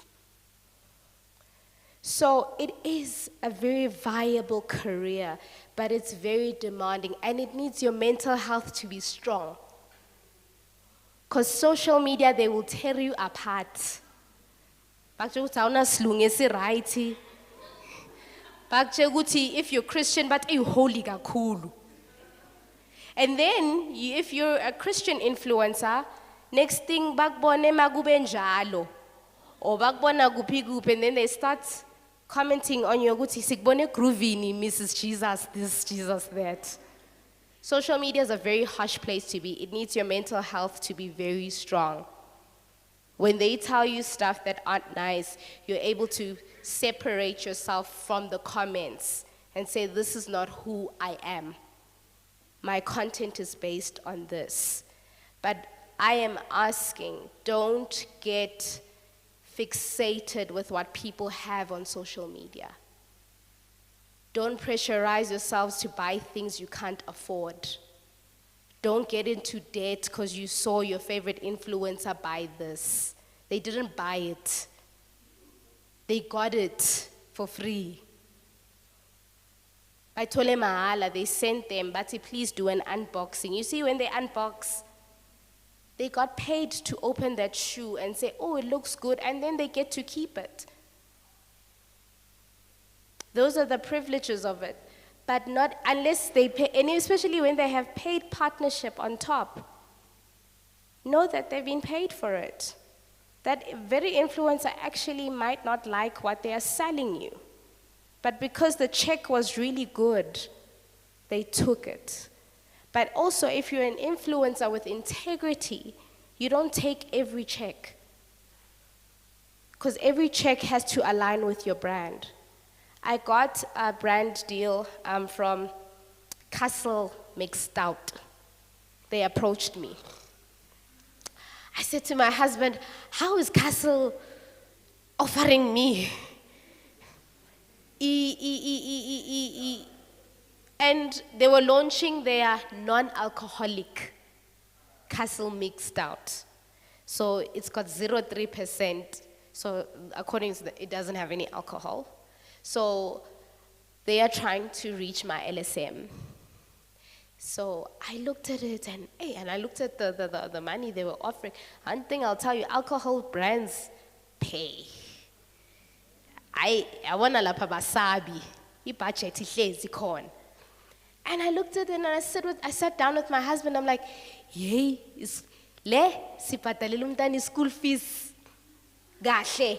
Ahead silahlela siyazi ukuthi asibheki nasemuva. But does it speak to my people? No. And as soon as you lose who you are, if I took that castle mixed out, I was going to see my follower count drop. Because they were not going to understand, who are you now? Who are you speaking to now? So I had to, as hard as it was after seeing those zeros, I had to have the integrity to say, this is not me. This is not my brand. This is not what I'm selling. If JC LaRue or Crone were to say, hey, oh, some bubbles don't hurt. Sophisticatedness, that's what I'd give. But castle mixed out, when I think about castle mixed out, my brain thinks a koneni somewhere. No babu zoti was halang funkruma nawe. So you need to stick to who you are, but don't look at content creators as people who are lazy, you just have to. It takes work. You need to show up. Like a business opens every day, you need to post every day. You need to be consistent every day. When you set up your rate cards are the most hardest things to set up, because influencing, I find in amanye sectors where there is you can gauge Guti, this is how much they're getting paid. It's a new industry, so there's nowhere to go to say, this is how much, who's getting paid. So no, influencers don't have that. So you set up your own rate. And how do you set up your own rate? You need to rate your own impact on social media. If you post a photo, how long, after how many minutes do you have comments under it? That's what you're gonna tell a brand. That when I post a photo, in less than 10 minutes or 15, I will have over 20 comments, and I'll have over 200 likes. Then a brand sees your reach and your engagement. So you don't charge what Mihlali is charging. You need to charge on your impact. Do people see me? Do people hear me? Do people value me? If you post something and say, yo guys, I found this thing, there's that tissue oil, Mongolian oil. I found this Mongolian oil, a PEP, and yo guys, it works. Everybody must run to, and everybody runs to PEP. That's your influence. You charge according to that, and don't be afraid to charge. I think say sabi mal as much as say fune say sab. Because when it's time to charge, we are tatazel. It's like you're phoning everybody. How much do you think I should charge them? How much do you value yourself? Do you value yourself? That's how much you need to charge on your value. And then after that, influencers do deal with tax and retirement funds, and then you go back, you give, when I say invest in yourself, you take care of all of those things with your money. You don't just splurge on lifestyle and looking good and becoming famous. I always say influencers are becoming the new celebrities. Because people don't watch TV anymore. They watch their phones. I remember this one time, I'm walking with my son. I was having a really bad day that day. I'm walking no Lulibo, I think we're in, I don't know what mall it was. So this lady is staring at me so badly, man. I'm like looking away, and then she comes up eventually, she's like, hi, I just wanted to greet you. You really helped my marriage. I'm like, Mina? I'm not even on TV, you don't know. Like, no, I follow you, I'm an avid Lady Love Back follower. And then I realized, and it dawned to me that, oh my gosh, there's people I reach out here. There's people who look at me and say, if her marriage can survive, mine can as well. So there's always somebody looking. 200 followers, in that 200, you're doing something for some of those followers. In every 50, you're doing something for that follower. There's a reason they're following you. They're not just following you because baporegile.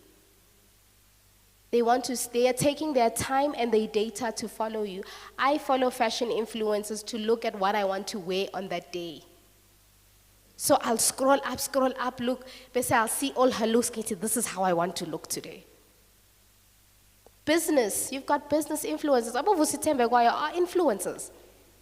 Yes, motivational speakers, businessmen, but now they've branched into influencing. Brands pay them to speak. Brands pay them to put up TikToks. And you can imagine a man like Vusitembe, how much does he charge a brand? At the stature he is. How much Bonang charges a brand? So if that's the space you're looking into, tapping into, it's not just camera work and all fun. You need to take yourself seriously. Ladies, if you're a natural and you want to share your hair journey, do it. Enjoy it. If makeup is what you want, do it. Show it. Gents, I follow some guy that's a mechanic. Don't ask me why I follow him. That's a story for another day, but he's a mechanic. And he's on YouTube, and he literally showed me how, I remember getting to go husband, I think he might have a problem with radiator. It was ganjani. It's that guy on YouTube. That's how much influence he has. And guys, the car really had a radiator problem. It really did. That's how much YouTubers, Instagrammers, Twitter, I don't know what they call them, but they have that influence. YouTube, what I even like about it, it flies you overseas to meet up with international YouTubers. You're recognized on YouTube Black. When you're recognized on YouTube Black, they make you travel to Paris, Spain, and they pay you for that. They pay you for that. For sure, check out 150K for you to travel to Spain for 1 week. And then another 150K to travel to Paris. So maybe it's 3 cities in one. So you're looking at a good 400, 500K just on YouTube Black for 2 weeks of your time. So if unomzali othi yeke look shoot, umtshela ukuthi one day mina nawe siye Paris. Ngeke khona la. So I am pleading to you guys that you take yourself seriously. You build your online market. You have patience, not 3 minutes. It can take a year, it can take 2 years, it can take 3 years, it can take 4 years, but it takes one viral video, one picture, one story to give you 100,000 followers. But if you're going to self-doubt yourself and think I'm not good enough, I'm not pretty enough. My sister was saying the other day, he made money out of ububi bakhe. It's mean to say, but he's not the most. But the money he makes, he took that in. So you take whatever you have been given and you use that. Don't start wanting to sing ungakhona. So uyaziculela la ku TikTok, uyazi ukuthi that's not what God has given you. Whatever God-given gifts you have been given, and you want to use them online, use them online. They will build that salon, they will build that mentorship house, they will build that practice, they will build whatever you need you dream about, it will happen. But it takes patience, consistency, and investment back to self. Don't eat the money. Like fagim buy a new camera, buy new lights, buy new clothes so people can see that you're growing. The Kardashians I always say the Kardashians are the original influencers. Because when you look at where they started to where they are now, the growth is insane. But we saw them start with clothes that were off, and you look at them with their Balenciagas and their Louis Vuittons now. It's the process. Trust the process. Trust the process. Trust the struggle. Especially, we're all Christian in this room, well, I would hope. We're all Christian, and struggle is a part of the story, right? Affliction is a part of the story. So don't go through things and then think I'm not good enough. When you spoke about depression being like that means the whole country is disabled. Those are things you can share online. You will find your community. Next thing, you're booked for a mental health seminar. How crazy is that? You went online one day and you said, guys, I'm so depressed and I just feel like taking my life. And you have people saying, you can make it, you can make it, you can make it. The next day you're like, guys, I made it. This is how I made it. Next thing, you're booked for a mental health seminar. It's dangerous, but it is so fulfilling if your head is in the right space, if you're trusting God for it. If God is leading your path in social media, then you'll make it. If he's not there, trust me, you won't, because it's a brutal place to be. This is why a lot of youth is depressed, because they are comparing their life to social media, which some of the time is not real and is not true. So find content creators that will feed your spirit. Find content creators that will educate you. Find content creators that will inspire you. And then work on from there. Yeah. Thank you so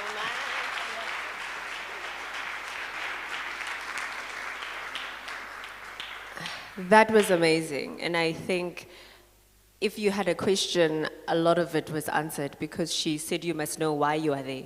Are you entertaining, educating, or are you inspiring? Right? And be consistent, post regularly. Have a plan about what you're going to post. Don't just post once and say, mina vele bayangazi. And then you are quiet for 10 days, and then you come back. And there's this thing now where you can schedule your posts, right? So if you know that your week is going to be very busy, put the content out there and have a schedule. This needs to be released on this day at this time. So let's get into that space, okay? Right, so we have our last speaker, because leadership now, it's cut. So now we're going to be talking about bursaries and funding, okay? And we left this for the last because this is very important. So gone are the days when you're like, no, but mina my mom doesn't work. There's a lot of options. There are a lot of things that we're able to get ngaphandle, right? So we have Usis Pumla that will be speaking about bursaries and as well as funding. We literally only have 15 minutes. So please cover that bit, and then we'll allow the audience to ask a couple of questions. But masi uloka, this is Pumla, no masingagt at church, most lifting up holy hands, city mama, dab. Please let's put our hands together for Sis Pumla.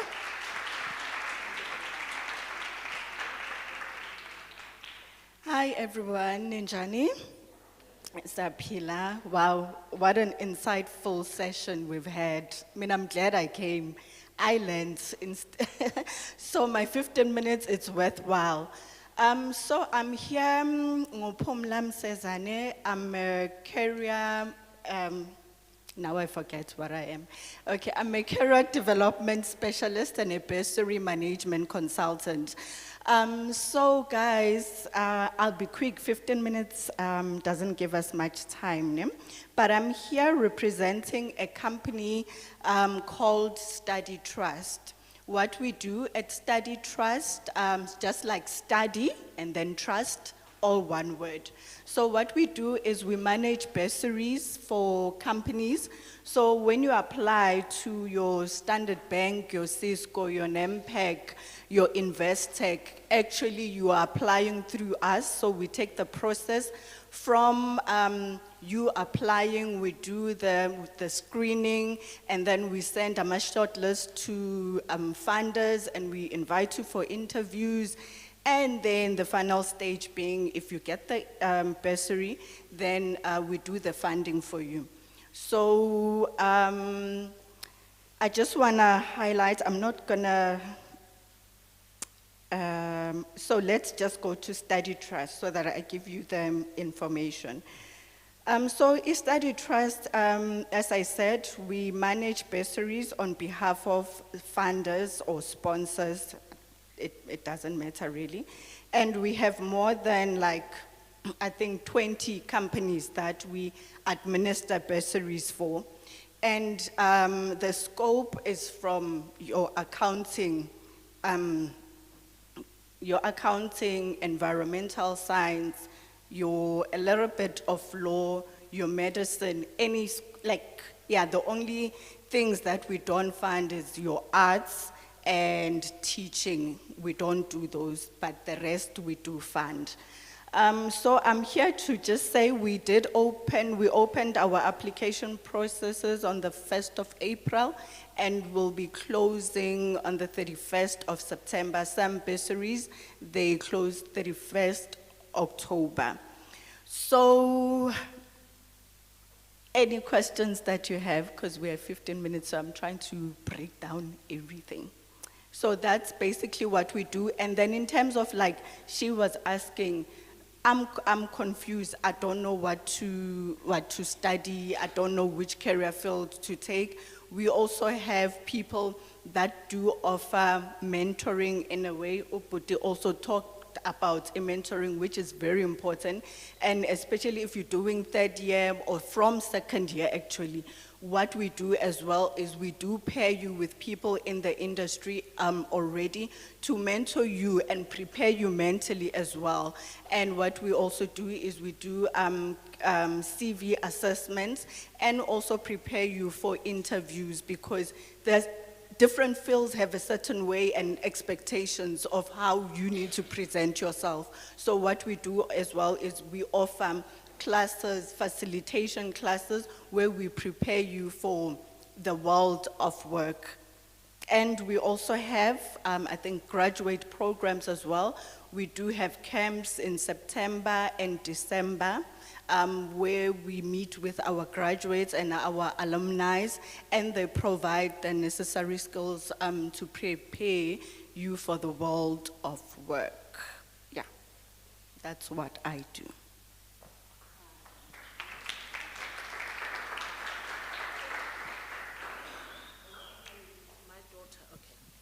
My daughter is third year theatre performance arts student in Cape Town. What I need to understand, you said you don't, for the arts faculty, why is that so? It depends. I think it goes with the need as well. It goes with the supply and demand. So most companies that unfortunately give out money, and remember that companies that give out money, it's because companies don't want to pay taxes. Ne? So they have the skills development departments in their companies. So that's how we get to have companies that fund bursaries. So unfortunately, in terms of arts, we don't have many companies that are willing to give out money. But you can still apply with us. we do have like funds or families that I think donate. So what we do, if your child, for example, is doing exceptionally well, we do have a program that's a little bit of money. Maybe they can say, okay, we can assist you 50% in your fees, yeah.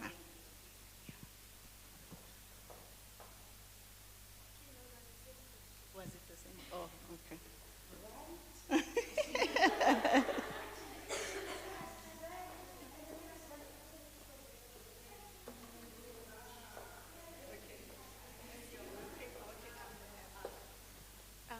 Hello. I was out. Sorry, I wanted to ask, do you fund undergraduates? We fund undergraduate students, honor students, and we do have sponsors that also fund masters. For specific courses? Yeah, so you can go to our website. Which for is? accounting, engineering, computer science, environmental science, anything under economics, yeah, we do fund. Okay. Study Trust, it's study STUDY, Trust September. .com. Yeah, .org.za.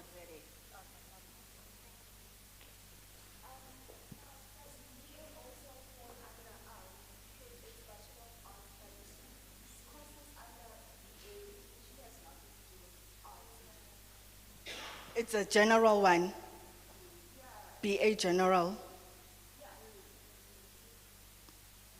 Majoring in?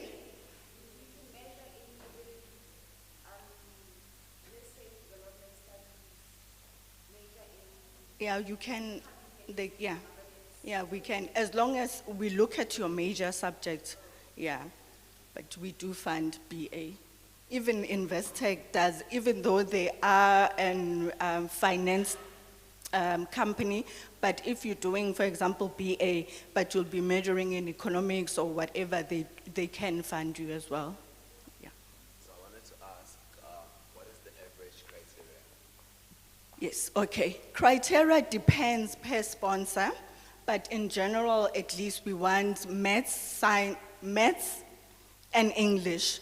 We want at least 65% average, and you need to maintain that throughout your studies. But some sponsors, but majority of our sponsors, let me say 90% of our sponsors, should you fail, life happens, and we do understand. We do give you a +1 like in SFAS as well. And then what I like with my company is that we also provide psychosocial assistance. So we do have in-house psychologists and psychologists and social workers that also provide a support as well. One last question.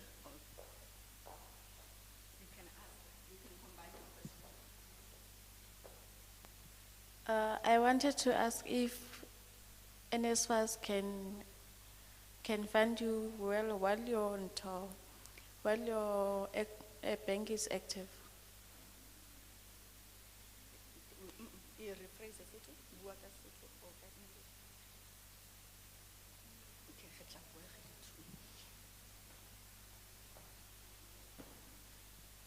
Hi everyone, I wanted to ask you if you guys check the income of the households. Like, do you guys check the income that my parents earn for you to fund? Probably, do you understand?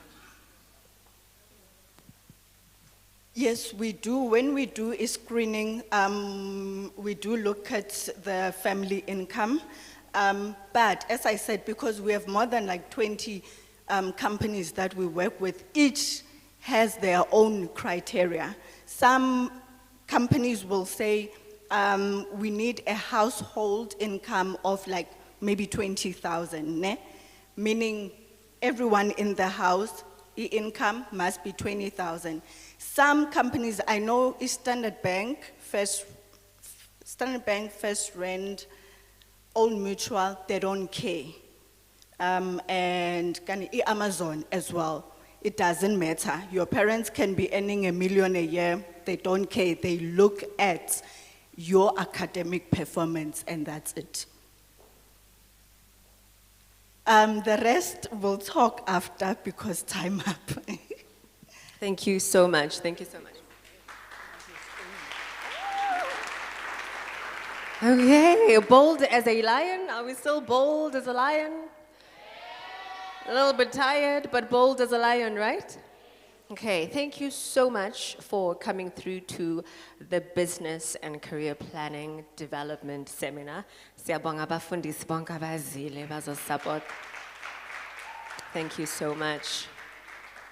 I believe we are at the end of the program.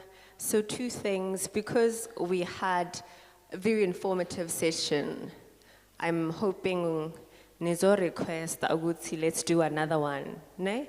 Just to follow up, and we'll bring more people. It would be nice to get someone who's in medicine, right? Someone who is actually a professional doctor, someone who's a teacher. Let's get different programs. Let's get exposure into these different careers, ne?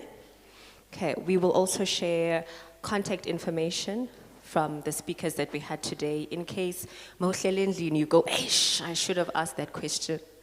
And that happens, ngiyanas.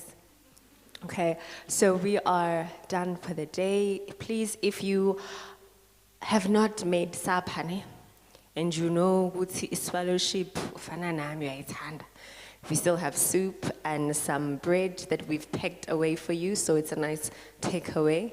So mobuya endlini uthi bheka konzweni yami, we had the best soup, international standard soup. Ningicela recipe, I don't mind sharing. But Pekana, could you please just pray for us as we about to go?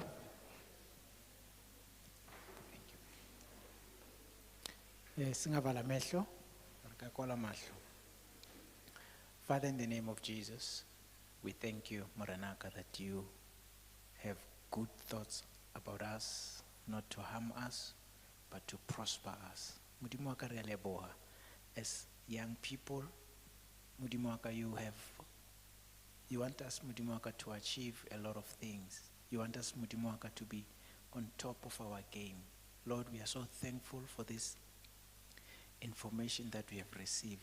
We ask Moya Mokhetwa that, Lord, what we have received, we may put it into practice to our advantage, and that, Lord, we may be as we are, Banabahao, we are leaders, Modimo wa ka, in every other way. Father, we ask Modimo wa ka that, Lord, we may be an example to others in speech, in love, in faith, and in purity.